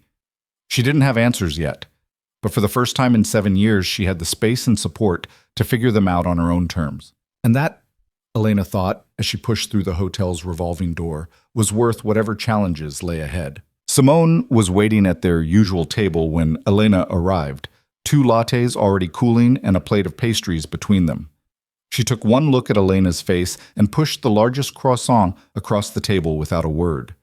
Elena sat heavily, the emotional weight of the conversation with Dominic pressing down on her shoulders like wet wool. He's going to therapy. Simone's eyebrows rose. The Ice King himself? Voluntarily discussing feelings with a professional? Apparently. Elena tore off a piece of croissant without eating it. He gave me his therapist's card, told me to call, and verify if I wanted to. Said he's trying to understand what happened. What do you think? I think, Elena paused, searching for honesty beneath the tangle of emotions. I think part of me wants to believe he's serious, that maybe losing me actually woke him up to what he's been doing. But the other part remembers 7 years of him saying whatever he needed to say to get what he wanted. Both things can be true. Simone sipped her latte, considering. He might genuinely be trying, and it might still not be enough. The words landed with uncomfortable accuracy. Elena had spent the walk from the coffee shop wrestling with exactly that realization, that Dominic's effort, however genuine, didn't automatically obligate her to return. She'd built something in these 2 weeks, something fragile but entirely hers. Giving it up felt like betraying herself all over again. He asked how long he has to prove himself before I'll come back, Elena said quietly. And I couldn't give him an answer because I don't know if I want to go back at all. Simone reached across the table, squeezing her hand. That's okay. You're allowed to not know. You're allowed to see where this path takes you before deciding if you want to turn around. I still love him. The admission came out raw and complicated. That's the worst part. I love who he was when we first met, and I love the glimpses of vulnerability I saw today. But I don't know if I love the man he actually is, day to day, when the performance stops. Love isn't always enough, Simone said gently. Sometimes you can love someone and still need to choose yourself. They sat in comfortable silence, the coffee shop humming with evening activity around them. Elena let the normalcy wash over her, strangers ordering drinks, laptops clicking, the hiss of the espresso machine. Life continuing regardless of personal crisis, indifferent and oddly comforting. Her phone buzzed with an email from Marcus. Amanda Holloway's wedding contract was ready for review, along with inquiries from 2 more potential clients referred by Patricia. Elena's calendar was filling up with consultations, timelines, the concrete evidence that she could build a life independent of Dominic's money and status. Can I ask you something? Elena said, looking up from her phone. When you left your situation 5 years ago, did you ever doubt yourself? Wonder if you'd made a mistake? Every single day for the first 6 months. Simone's smile was rueful. I'd wake up in my tiny apartment eating ramen because I couldn't afford anything else, and think about how much easier it would be to just go back. Swallow my pride, accept the limitations, take the comfortable cage over the uncertain freedom. What changed? I did. Slowly, in ways I didn't notice at first. I started making decisions based on what I wanted instead of what someone else expected. I stopped apologizing for taking up space. I remembered what it felt like to like myself. Simone's eyes were kind but serious. And one day I woke up and realized I'd rather eat ramen in my own apartment than filet mignon in someone else's prison. Elena felt something shift in her chest, a recognition of truth she'd been circling around for weeks. I don't want to go back, she said, testing the words aloud. Even if he changes, even if he becomes everything I once hoped he'd be, I don't think I want that life anymore. Then don't. Simone made it sound simple, like choosing was as easy as deciding. Build the life you actually want and see if he can fit into it, not the other way around. The perspective was radical in its simplicity. For 7 years, Elena had contorted herself to fit into Dominic's world, his schedule, his vision of what their marriage should be. The idea of reversing that equation, of building her own life and inviting him to adapt, felt simultaneously terrifying and essential. That night, Elena called Dr. Stevens' office and left a message confirming that she was Dominic Hale's wife and wanted to verify he was attending sessions. The receptionist called back within an hour, professional but warm, confirming that Dominic had attended 3 sessions so far and had appointments scheduled for the next 2 months. 3 sessions. It was something more than Elena had expected, but still barely a beginning. Real change took time, consistency, a willingness to sit with uncomfortable truths about yourself. She'd learned that in her own journey these past weeks, discovering parts of herself she'd buried under years of trying to be the perfect corporate wife. She drafted an email to Dominic, deleting and rewriting it 6 times before settling on something honest but firm. Dominic, I verified your sessions with Dr. Stevens. I'm glad you're seeking help, genuinely. But therapy is a start, not a solution, and I need you to understand that my decision to leave wasn't impulsive or temporary. I'm building a life for myself, and I need space to do that without pressure or manipulation. Please respect that. Elena. His response came within minutes, which meant he'd been waiting for her to reach out. I understand. I won't contact you unless it's about something legally necessary. But Elena, I meant what I said. I'm not giving up on us. D.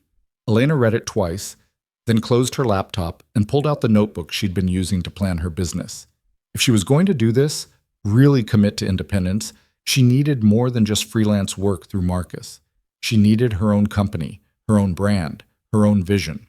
She started sketching ideas, letting possibilities flow onto paper without censoring herself. Event coordination that focused on meaningful experiences rather than just expensive spectacle. Intimate gatherings where every detail reflected the client's authentic story. A business built on seeing people, really seeing them, and helping them celebrate what mattered. The irony wasn't lost on her. She was planning to build her career around the very thing her marriage had lacked: visibility, connection, genuine presence. Over the next 2 weeks, Elena's world expanded in ways she hadn't anticipated. She took on 3 more clients, each one presenting unique challenges that she solved with a confidence that surprised her. The corporate retreat for the tech startup turned into a weekend-long event at a mountain resort, complete with team-building exercises that didn't feel forced and enough structured downtime that people actually bonded.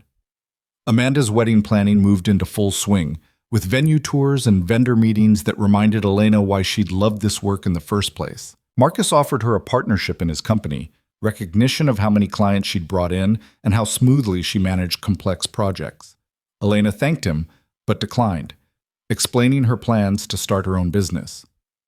He wasn't offended, just knowing.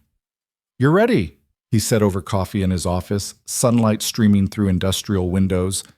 "You've always been ready. You just needed to remember it." Margaret Morrison proved as formidable as promised. She filed for legal separation and temporary spousal support, documenting Dominic's financial control with the precision of a surgeon. When Dominic's lawyers tried to delay proceedings, Margaret pushed back harder, eventually securing Elena access to a joint account with enough funds to cover her immediate needs. "He's not happy," Margaret reported after one particularly contentious negotiation session. "His lawyers keep trying to frame this as a temporary marital dispute that doesn't require formal separation. They want you back under his roof where he has more control." "That's not happening," Elena said firmly. "Good, because the moment you move back in, we lose leverage. Courts view separation differently when spouses are cohabitating." Dominic honored his promise not to contact her directly, but his presence lingered in indirect ways. Mutual acquaintances reached out with carefully neutral questions about her well-being. His assistant sent formal notifications about charity events she'd normally attend. His mother left a voicemail expressing concern and disappointment in Elena's decision to abandon her son during a stressful time at work. Elena deleted the voicemail without responding. She'd spent 7 years managing Dominic's mother's expectations, smoothing over perceived slights, playing the dutiful daughter-in-law. She was done performing for an audience that had never truly seen her. The only message that gave her pause came from Jennifer Rothman, who'd been kind to her at various social functions over the years.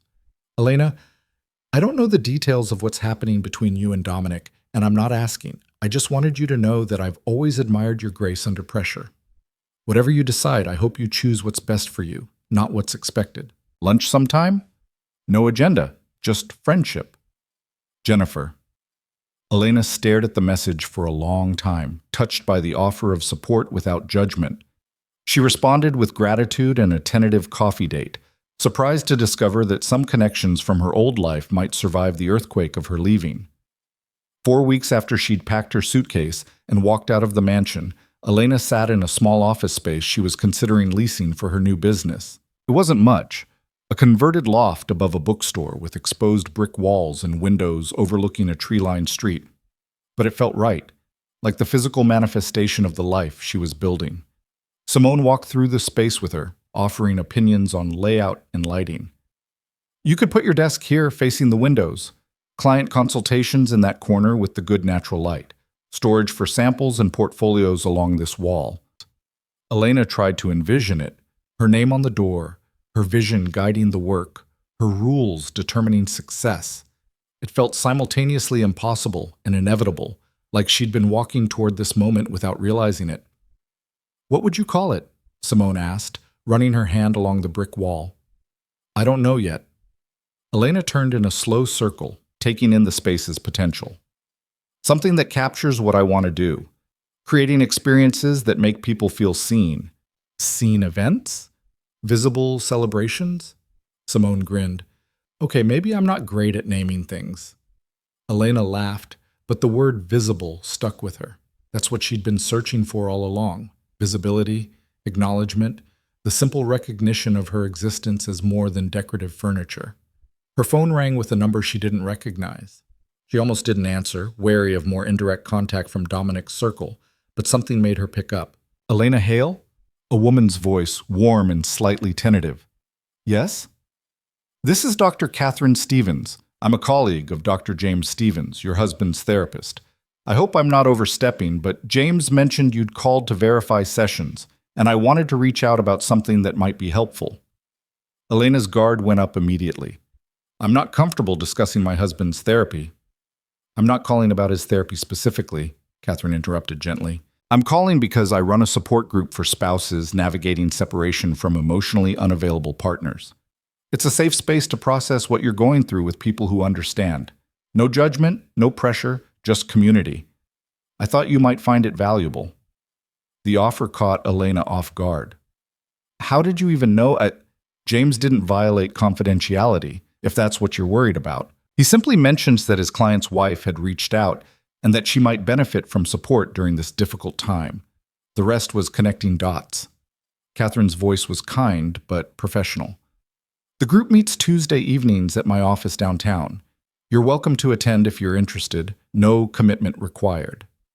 Elena found herself agreeing before she'd fully processed the decision, taking down the address and meeting time. After hanging up, she stood in the empty office space wondering if accepting help from her husband's therapist colleague was crossing some invisible boundary. It's support, Simone said when Elena explained. You're allowed to accept support from wherever it comes from. Tuesday evening found Elena in a circle of 6 other people, 5 women and 1 man, sitting in comfortable chairs in Catherine's warmly lit office. They ranged in age from mid-20s to late 60s, from different backgrounds and circumstances, but sharing a common thread of having loved someone who couldn't or wouldn't meet them halfway. We don't give advice here, Catherine explained at the start of the session. We share experiences, we listen, we validate each other's feelings. This is a judgment-free space where you're allowed to feel complicated things about complicated people. One by one, people shared their stories. The woman whose husband worked 80-hour weeks and seemed surprised when she filed for divorce. The man whose wife had prioritized her career to the point where their marriage became a checkbox on her schedule. The younger woman whose partner loved her deeply but couldn't express it in ways she could recognize. When it was Elena's turn, she found herself speaking with unexpected honesty about the mansion, that never felt like home. The 7 years of feeling invisible, the moment she'd packed her suitcase and chosen herself over comfort. The hardest part, she said, surprised by the tears on her cheeks, is that I still love him. And I hate that I do, because it would be so much easier if I could just be angry and move on. But he's seeking help now, and part of me wants to believe that's enough. That if he changes, we can fix this. An older woman named Patricia spoke up, her voice gentle with hard-won wisdom. Loving someone who hurt you doesn't make you weak. It makes you human. And you're allowed to love him and still choose not to go back. Those things can exist simultaneously. The words unlocked something in Elena's chest, permission she hadn't known she needed. She could love Dominic and still build a life without him. She could hope he changed for his own sake while refusing to wait around to see if he did. She could hold both truths without them canceling each other out. After the session, several people exchanged numbers, creating an informal support network beyond the weekly meetings. Elena left feeling less alone than she had in months, surrounded by people who understood the specific pain of loving someone emotionally unavailable. Walking to her car, she called Margaret with a decision that had been forming for weeks. I want to file for divorce, she said without preamble. Not separation. Actual divorce. Margaret was quiet for a moment. Are you certain? Separation gives you time to see if reconciliation is possible. I don't want reconciliation. Saying it aloud felt like removing a weight she'd been carrying. I want closure and the chance to build something new. He can change for himself, for his next relationship, but I'm done waiting to see if he becomes the person I needed him to be. Okay. Margaret's voice shifted into professional mode. I'll draft the paperwork. Be prepared for him to contest it. Men like Dominic rarely let go gracefully. Elena ended the call and sat in her car for a long moment, hands resting on the steering wheel, breathing through the finality of her decision. 7 years of marriage ending not with dramatic confrontation, but with a phone call to her lawyer. It should have felt sadder, but mostly she felt relief. Her phone buzzed with a text from an unknown number, though she recognized Dominic's phrasing immediately. I heard you're filing for divorce. Is that really what you want? Elena stared at the message, unsurprised that his lawyers had already informed him despite Margaret's promise to serve papers officially tomorrow. In Dominic's world, information always flowed to him first. She typed and deleted several responses before settling on honesty. Yes, I need to move forward, and I can't do that while we're in limbo. I hope therapy helps you truly, but I can't wait to see if it does. His response came quickly. We could try couples therapy. Work on this together. We needed to work on this together 7 years ago. I can't do it now. Elena, please. Don't make this permanent before we've even tried to fix it. She read the message 3 times, feeling the pull of his desperation, the temptation to give him the chance he was begging for. But beneath that pull was the solid knowledge that she'd already given him 7 years of chances, 7 years of hoping tomorrow would be different, 7 years of making herself smaller to fit into his world. I'm sorry, Dominic, I really am, but I've already made my decision. She turned off her phone before he could respond, cutting off the conversation before guilt could change her mind. The next few weeks passed in a blur of legal proceedings and business planning. Dominic contested the divorce, as Margaret had predicted, filing motions to delay and attempting to negotiate terms that would minimize his financial obligations. But Margaret proved ruthless in her advocacy, documenting his financial control and emotional abandonment with evidence that made even his expensive lawyers uncomfortable. Elena signed the lease on the office space and began the process of establishing her business officially. She registered the name she'd finally chosen, Visible Events, because everyone deserved to feel seen, and started building a website that reflected her vision. Simone helped with graphic design, creating a logo that was elegant without being cold, welcoming without being saccharine. Her client list grew through word of mouth, each successful event leading to 2 or 3 new inquiries.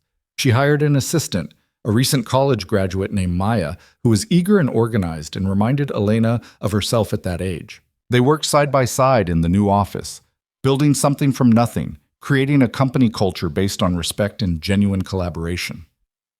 One evening, 6 weeks after filing for divorce, Elena was working late when her phone rang with a number she'd been half expecting, half dreading. Dr. James Stevens. Mrs. Vale, he said, using her maiden name that she'd started going by again. I hope you don't mind me calling. Your husband gave me permission to reach out to you directly. What is this about? Elena kept her voice neutral, wary of any strategy Dominic might be employing. I want to be very clear that I'm not calling on his behalf or at his request, Stephen said carefully. But in our sessions, it's become apparent that there are things he needs to tell you but doesn't know how. I wondered if you'd be willing to attend one session with him, just to hear what he has to say. No commitment beyond listening. Elena's first instinct was to refuse. She'd made her decision, filed her papers, started building her new life. Going backward felt dangerous, like testing the structural integrity of a bridge she'd already crossed. Why? She asked. Why does it matter now, after everything? Because, Stephen said quietly, he's finally starting to understand what he lost. And while that doesn't obligate you to give him another chance, I believe you deserve to hear him articulate that understanding, not for his sake, for yours. So you know that your leaving did matter, that it did wake him up, even if it's too late.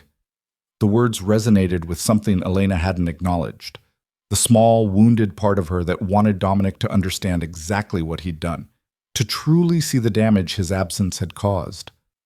One session, she said finally, and I'm bringing my lawyer. That's entirely appropriate, Stevens agreed. Would Thursday at 4 work? Elena agreed, then immediately called Margaret to explain the situation.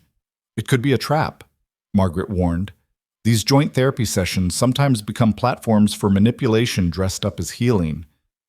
I know, but I want to hear what he has to say. Elena surprised herself with how calm she felt.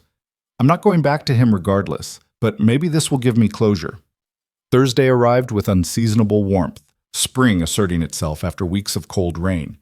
Elena dressed carefully in a navy suit that she'd bought with her own money, armor that announced she was no longer the woman who'd left 2 months ago. Margaret met her in the parking lot of Stephen's office building, carrying her briefcase and wearing an expression that suggested she was prepared for war, if necessary. Remember, Margaret said as they walked in, you don't owe him anything. Not forgiveness, not understanding, not another chance. Whatever he says, your decision is already made.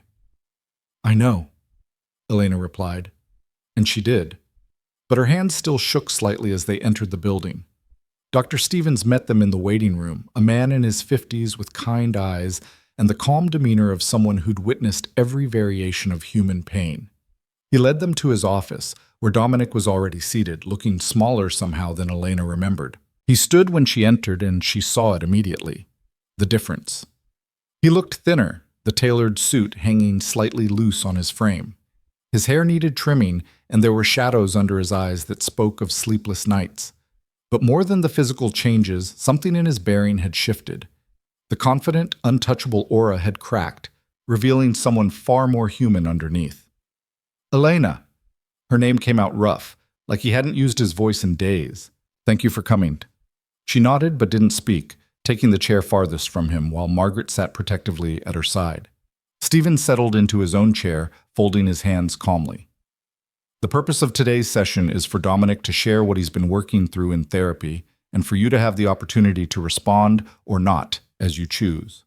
There's no agenda beyond that, no expectation of reconciliation or forgiveness, just communication. Does that sound acceptable to everyone?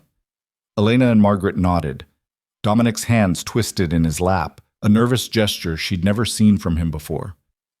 I don't know where to start, Dominic said, looking at Stevens rather than Elena.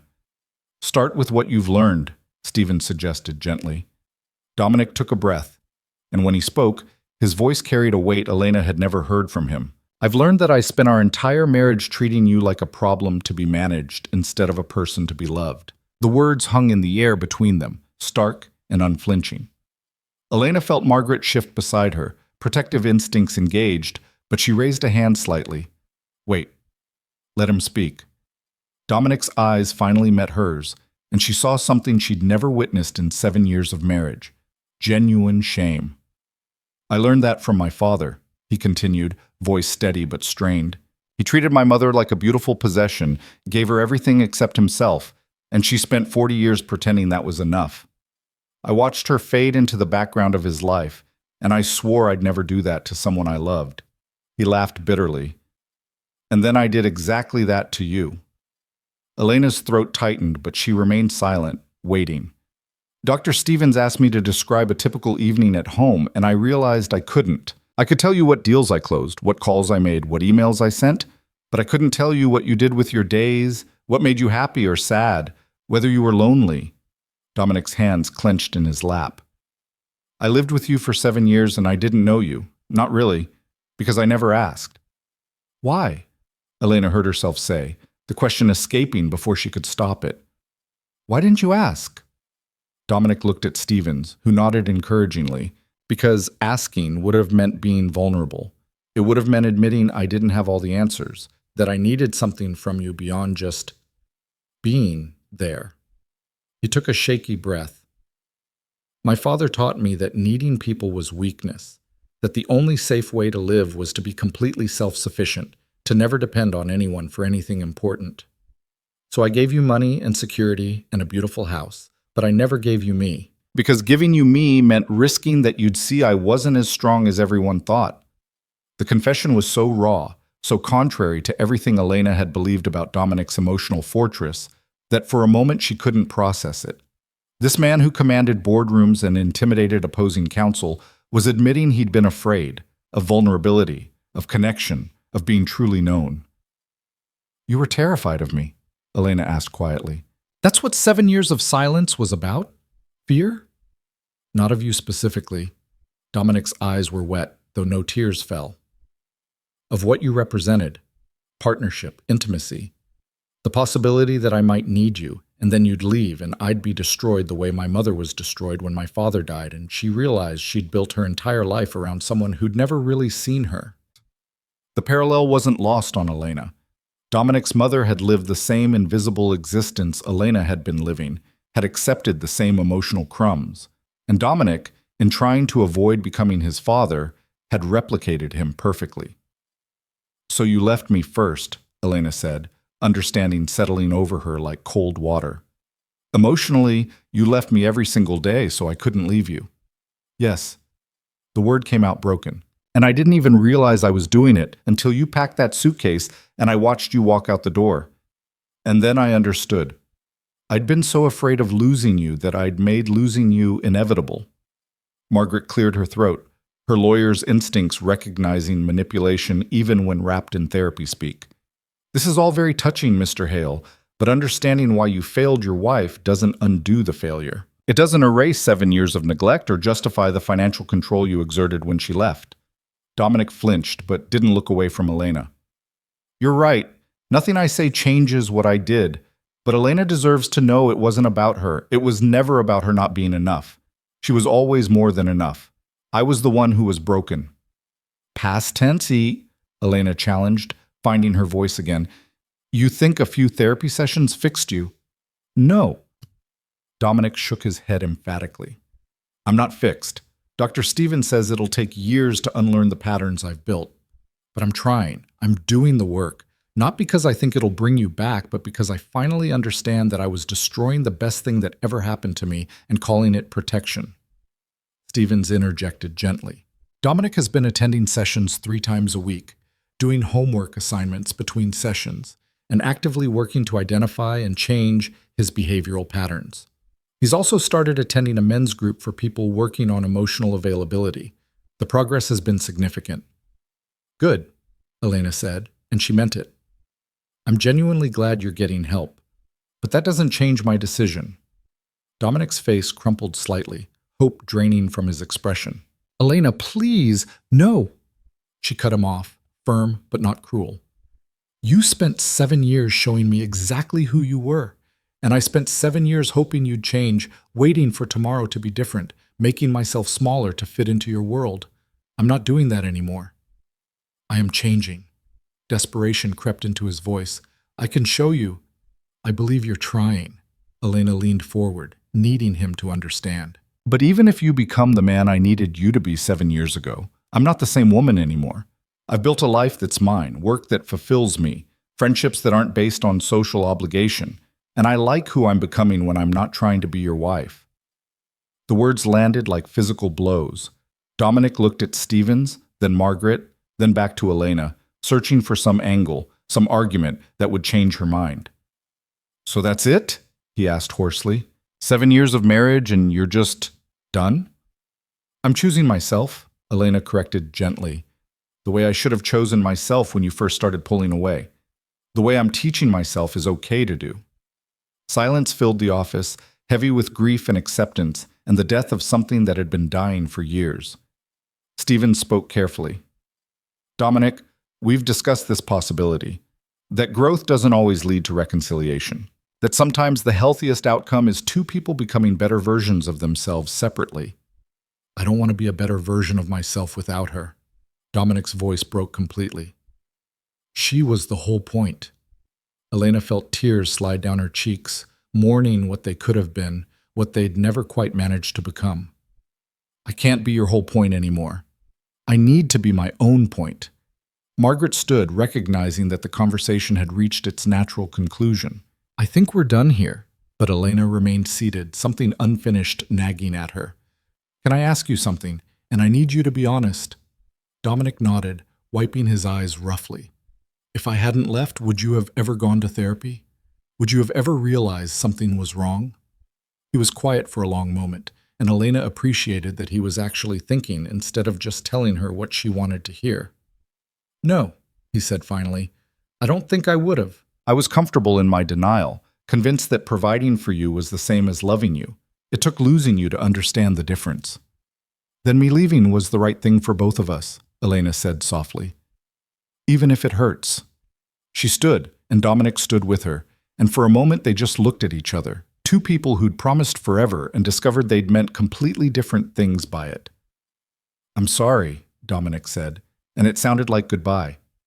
For all of it. For not seeing you, for not cherishing what we had, for wasting 7 years we could have spent actually being married instead of just cohabitating. I'm sorry too, Elena replied, for waiting so long to leave, for not being brave enough to demand more sooner, for all the years we spent hurting each other through silence. Dominic moved as if to hug her, then stopped himself, recognizing the boundary. Can I ask one more thing? Elena nodded. Be happy. Build something amazing. Don't let what I did make you afraid to trust someone else. The generosity of it, coming from a man watching his marriage end, nearly broke her. I'll try. And I hope you keep doing the work, not for me, but for yourself. You deserve to be whole. Margaret guided Elena toward the door, professional instincts knowing when to extract a client from emotional quicksand. At the threshold, Elena looked back one last time. Dominic stood in the middle of Stephen's office, shoulders slumped, looking more lost than she'd ever seen him. It would have been easier if he were angry, if he'd fought her or tried to manipulate her into staying. But this honest grief, this genuine remorse, it was harder to walk away from than any argument would have been. But she walked away anyway because loving someone wasn't the same as being able to build a life with them, and she'd finally learned the difference. In the parking lot, Margaret stopped Elena before she could get in her car. You okay?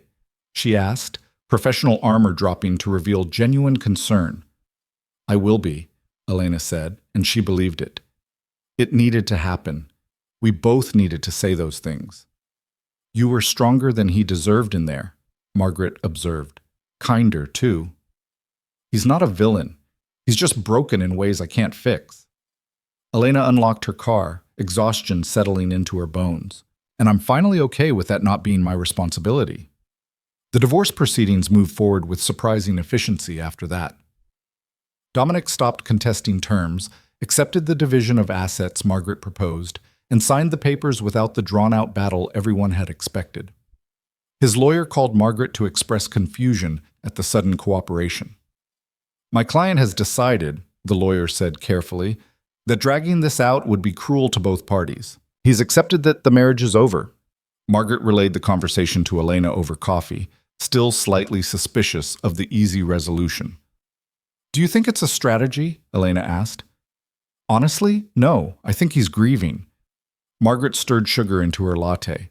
Sometimes people need to hit bottom before they can start climbing back up. Sounds like that therapy session was his bottom. Elena felt a complicated mix of sadness and relief. She didn't want Dominic to suffer, but she couldn't save him from the consequences of his own choices. He had to do that work himself, for himself, without her there to catch him. 2 months after the therapy session, The divorce was finalized. Elena sat in Margaret's office, signing the final documents, her hand steady, her heart surprisingly calm. 7 years of marriage ending with signatures and stamps, legal dissolution of something that had died long before the paperwork made it official. "How do you feel?" Margaret asked when it was done. Elena considered the question honestly. "Free and sad and hopeful, all at the same time." "That sounds about right." Margaret smiled, sliding the documents into a folder. "You know, in 20 years of practicing family law, I've learned that the healthiest divorces are the ones where both people grow. You've both done that, in your own ways." Elena thought about Dominic's continued therapy, the updates Stevens occasionally shared with her permission, progress reports on a man learning to be vulnerable, to ask for help, to build relationships based on genuine connection instead of control. "Do you think he'll be okay?" Elena asked. "I think he'll be better than he was," Margaret replied. "And so will you. That's what matters." Visible events grew faster than Elena had anticipated. Within 6 months of opening, she'd coordinated 15 events, hired 2 more assistants, and developed a reputation for creating experiences that felt personal and meaningful rather than just expensive. Clients came to her specifically because they'd heard she actually listened, that she made them feel seen. Amanda Holloway's wedding was a triumph. Intimate despite its size, elegant without being cold, every detail reflecting the couple's actual personalities rather than what wedding magazines said they should want. Amanda cried during the reception, pulling Elena aside to thank her for making the day feel authentic. "Most planners tried to tell me what I wanted," Amanda said, champagne tipsy and emotional. "You were the only one who asked and then actually listened to the answer." Elena hugged her, thinking about how far she'd come from being the woman who'd forgotten how to ask for what she wanted, who'd spent 7 years accepting crumbs and calling it marriage. The support group became a regular part of Elena's routine, Tuesday evenings with people who understood the specific pain of loving someone emotionally unavailable. She watched new members arrive with the same shell-shocked expression she'd worn at her first meeting, and she shared her story with the same honesty Patricia had once offered her. "It gets better," she told a woman who'd just left her husband of 12 years. "Not easier, necessarily, but better. You start remembering who you were before you spent all your energy trying to be enough for someone who wasn't capable of appreciating it." Simone became more than a friend. She became family, the sister Elena had never had. They celebrated Visible Event's 6-month anniversary together, drinking champagne in the office and laughing about how far Elena had come from the sad woman with a suitcase checking into the Greystone Hotel. "Remember when you couldn't afford coffee?" Simone teased, raising her glass. "Now you're turning down clients because you're booked solid." "Remember when you paid my hotel bill and I cried for 20 minutes? Elena countered. "I'm paying you back triple as soon as you let me." "You already did." Simone's expression softened. "By becoming this version of yourself. That's payment enough." One evening, 9 months after leaving Dominic, Elena was closing up the office when her phone rang with a number she hadn't seen in months. Dominic's cell, unblocked now that the divorce was final and the sharp edges of their separation had dulled. She hesitated, then answered. "Elena." His voice sounded different, warmer somehow, less controlled. "I hope it's okay that I'm calling. I wanted to share something with you." "What is it?" she asked carefully, neither welcoming nor rejecting the contact. "I sold the company. Well, most of it. I kept a small consulting practice, but I'm done with the 80-hour weeks and the constant acquisition mode." He paused. "Dr. Stevens helped me realize I was using work the same way I used emotional distance, as armor. So I'm trying something new, actually having a life outside of conference rooms." Elena felt genuinely happy for him. "That's wonderful, Dominic, really. I also wanted you to know that I've started dating someone. It's new, nothing serious yet, but Dr. Stevens suggested I tell you directly rather than let you hear it through mutual friends." Another pause. "Her name is Rachel, and she's a teacher. She's patient and kind and calls me on my bullshit, and I'm trying very hard not to repeat old patterns with her." The news should have hurt, should have triggered some residual jealousy or regret. Instead, Elena felt only relief that Dominic was moving forward, applying what he'd learned to building something healthier. "I'm happy for you," she said, and meant it completely. "I hope you're better for her than you were for me." "I'm trying to be. And I wanted to thank you." His voice grew thick with emotion. for leaving, for refusing to accept less than you deserved, for forcing me to look at myself honestly. You saved my life, Elena, even if it cost us our marriage." Elena closed her eyes, tears sliding down her cheeks, not from grief but from the strange beauty of two people finally being honest with each other after years of performance. "You saved mine too," she said softly, "by letting me go when I asked, by not fighting so hard that I gave in, by doing the work even after you realized it wouldn't bring me back." "Will you tell me something?" Dominic asked. "Are you happy?" Elena looked around her office.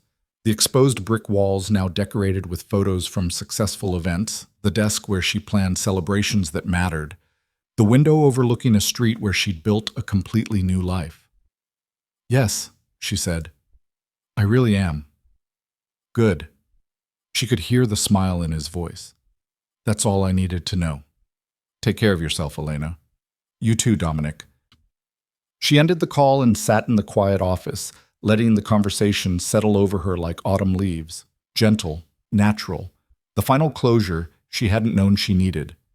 A year after leaving, Elena stood in the mansion's driveway one last time. The house was being sold as part of the final asset division, and she'd come to collect the few remaining personal items stored in the attic: photo albums from before her marriage, boxes of mementos from her parents, pieces of herself she'd packed away when she'd become Dominic's wife. Walking through the empty rooms felt surreal. The furniture was gone, the crystal chandelier removed, the marble floors echoing with her footsteps. It looked smaller somehow, less impressive, without all the expensive decoration. Just a house, nothing more. In the master bedroom, Elena stood where she'd once packed her suitcase, where she'd made the choice that had changed everything. She tried to remember the woman she'd been then, afraid but determined, desperate but finally brave enough to choose herself. "Thank you," she whispered to that earlier version of herself, "for being strong enough to leave." Her phone buzzed with a message from Maya, her assistant. "New client inquiry just came in. She specifically asked for you. Says her friend told her you specialize in making people feel seen. When can you meet?" Elena smiled, typing back a response as she walked down the grand staircase one final time. "Tomorrow afternoon works. Tell her I'm looking forward to hearing her story." She locked the mansion's front door behind her, dropping the keys in the lockbox for the realtor, and didn't look back as she walked to her car. That chapter was finished, and she'd written herself a better ending than anyone could have predicted. 2 years after the divorce, Elena sat in a coffee shop waiting for a date. Not her first since Dominic. She'd dated casually, slowly learning to trust again, figuring out what she wanted from partnership now that she understood what she didn't want. But this felt different. David was an architect she'd met while coordinating an event at a gallery where his work was featured. He'd asked thoughtful questions about her process, had listened to her answers with genuine interest, had made her laugh without trying too hard. Their first date had been coffee that turned into dinner, that turned into walking through the city until midnight, talking about everything from childhood dreams to favorite documentaries to the ways they'd both learned to be alone before trying to be with someone. Now, 3 months in, they were meeting to discuss something that felt both terrifying and essential, whether they wanted to try building something serious together. David arrived right on time, sliding into the seat across from her with a smile that made her stomach flip in the best way. "You look nervous," he observed, ordering coffee from the waitress who'd appeared. "I am nervous," Elena admitted. "I'm trying to figure out how to be in a relationship without losing myself again." "So am I," David said simply. "My ex-wife used to say I disappeared into my work. Turns out she was right, and I'm still learning how to be present for someone without it feeling like I'm sacrificing something." The honesty was refreshing, the acknowledgement that they were both still figuring this out. Elena reached across the table, taking his hand. "Can we promise to tell each other when we start drifting?" she asked. "To say the hard things before they become insurmountable?" "Yes." David squeezed her hand. "And can we promise to keep being our own people? To have lives that don't depend entirely on each other?" "Absolutely." They talked for hours, sketching out what healthy partnership might look like. Separate interests maintained, boundaries respected, vulnerability encouraged but never demanded. It wasn't a perfect blueprint, but it was honest, and it was theirs. Walking to her car later, Elena pulled out her phone and texted Simone. "I think I'm falling in love, the healthy kind this time." The response came quickly. "About damn time. Dinner tomorrow? I want all the details." Elena laughed, pocketing her phone and breathing in the evening air. Her life looked nothing like she'd imagined it would when she'd married Dominic a lifetime ago. She owned a thriving business instead of managing a mansion. She had genuine friendships instead of social obligations. She was building a relationship based on mutual respect instead of accepting emotional crumbs. It was smaller in some ways, less money, less status, less impressive when described at dinner parties. But it was hers, built on her own terms, shaped by her own choices. 3 years after leaving, Elena sat in the audience at a conference for event professionals, listening to a keynote speaker discuss the importance of authentic client relationships. The speaker talked about seeing people, really seeing them, and creating experiences that reflected who they actually were rather than who they thought they should be. During the Q&A, someone asked the speaker how she developed that philosophy. "I learned it from my own life," the speaker said. "I spent years being invisible in a relationship, and when I finally left, I had to rebuild myself from scratch. That experience taught me that everyone deserves to be seen, to be valued for who they actually are. So now I build my business around that principle: visibility, authenticity, genuine connection."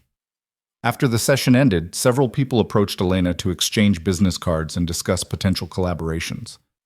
One woman, elegant and professional, waited until the crowd cleared before stepping forward. "Elena Vale?" she asked. "I'm Jennifer Rothman. We've met before at various events when you were married to Dominic Hale." Elena remembered her, the woman who'd sent that kind message years ago, offering friendship without judgment. "Of course," Elena smiled warmly. "It's good to see you again." "I wanted to tell you something." Jennifer glanced around, ensuring privacy. "Watching you leave that marriage and build this career, it inspired me to make changes in my own life. I'd been accepting my husband's emotional distance for 15 years, telling myself that money and security were enough. Watching you choose yourself gave me permission to do the same." Elena felt tears prick her eyes. "Did you leave?" "No." Jennifer smiled. "But I demanded change, and I meant it. We went to therapy, did the hard work, and our marriage now actually feels like a partnership. But I don't know if I would have asked for that if I hadn't seen you walk away from everything to choose yourself."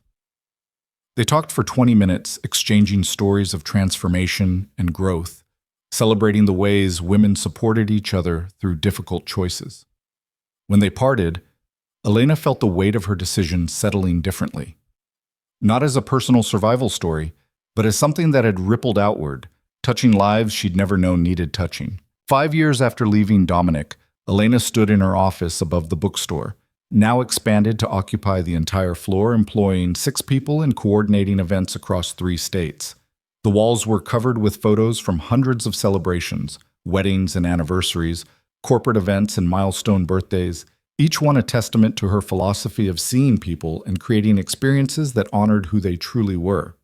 Maya poked her head in, holding a thick envelope. "This just arrived by courier, no return address, but it's addressed to you personally." Elena opened it carefully, finding a handwritten letter on expensive stationery. "Dear Elena, I'm getting married next month.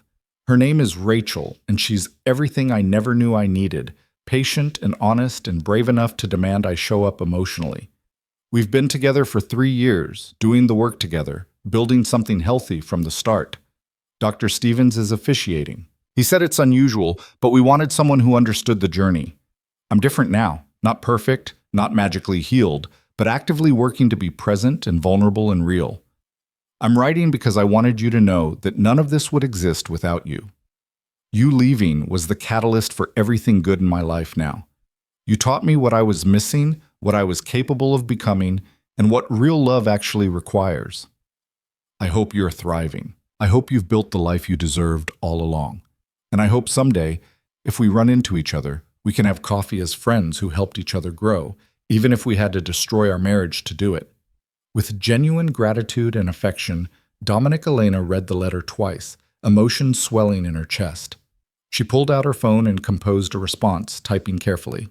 "Dominic, congratulations on your marriage. I'm genuinely happy for you both, and I'm proud of the work you've done to become someone capable of healthy partnership. You're right, we had to destroy our marriage to save ourselves, but I think we both came out better for it. I wish you and Rachel all the happiness we couldn't find together. Maybe someday coffee sounds perfect. Take care of each other. Elena. She sent it, then turned to look out her window at the street below, watching people move through their daily lives, some rushing, some strolling, all writing their own complicated stories. Her phone buzzed with a message from David. Still on for dinner tonight? I'm making that pasta you love. Elena smiled, typing back quickly. Wouldn't miss it. I'm bringing wine and that documentary you wanted to watch. Perfect. I love you. The words still gave her a small thrill, even after 2 years together. Not because they were new or novel, but because they came with presence and follow-through, with emotional availability and genuine partnership. I love you too. See you at 7.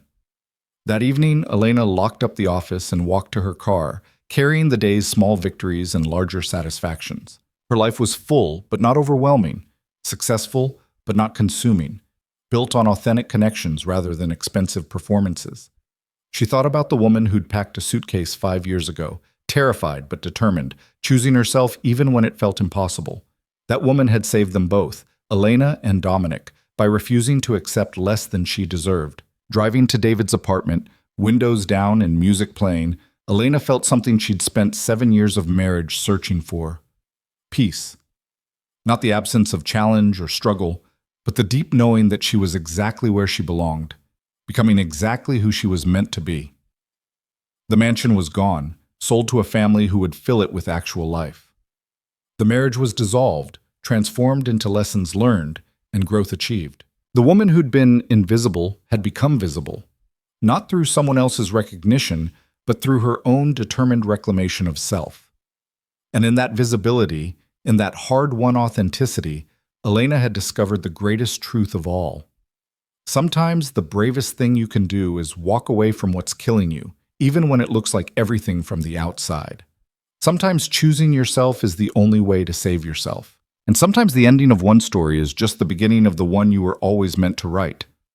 Elena pulled into David's driveway, grabbed the wine and her overnight bag, and walked toward the door where he was waiting, present, smiling, ready to spend an evening actually being together rather than just occupying the same space. She'd chosen herself 5 years ago, and that choice had led her here, to a life built on authenticity, to work that mattered, to love that showed up consistently rather than demanding she disappear. It had cost her a marriage, a mansion, and 7 years of her life. It had given her everything that actually mattered. And as David pulled her into a hug that felt like coming home, Elena knew with absolute certainty that she'd make the same choice again, every single time. Because she'd learned the most important lesson anyone could learn. You can't love someone into seeing you, and you can't wait forever for them to choose to look. Sometimes you have to save yourself by walking away. And sometimes walking away is the greatest act of love you can offer, both to yourself and to the person you're leaving behind.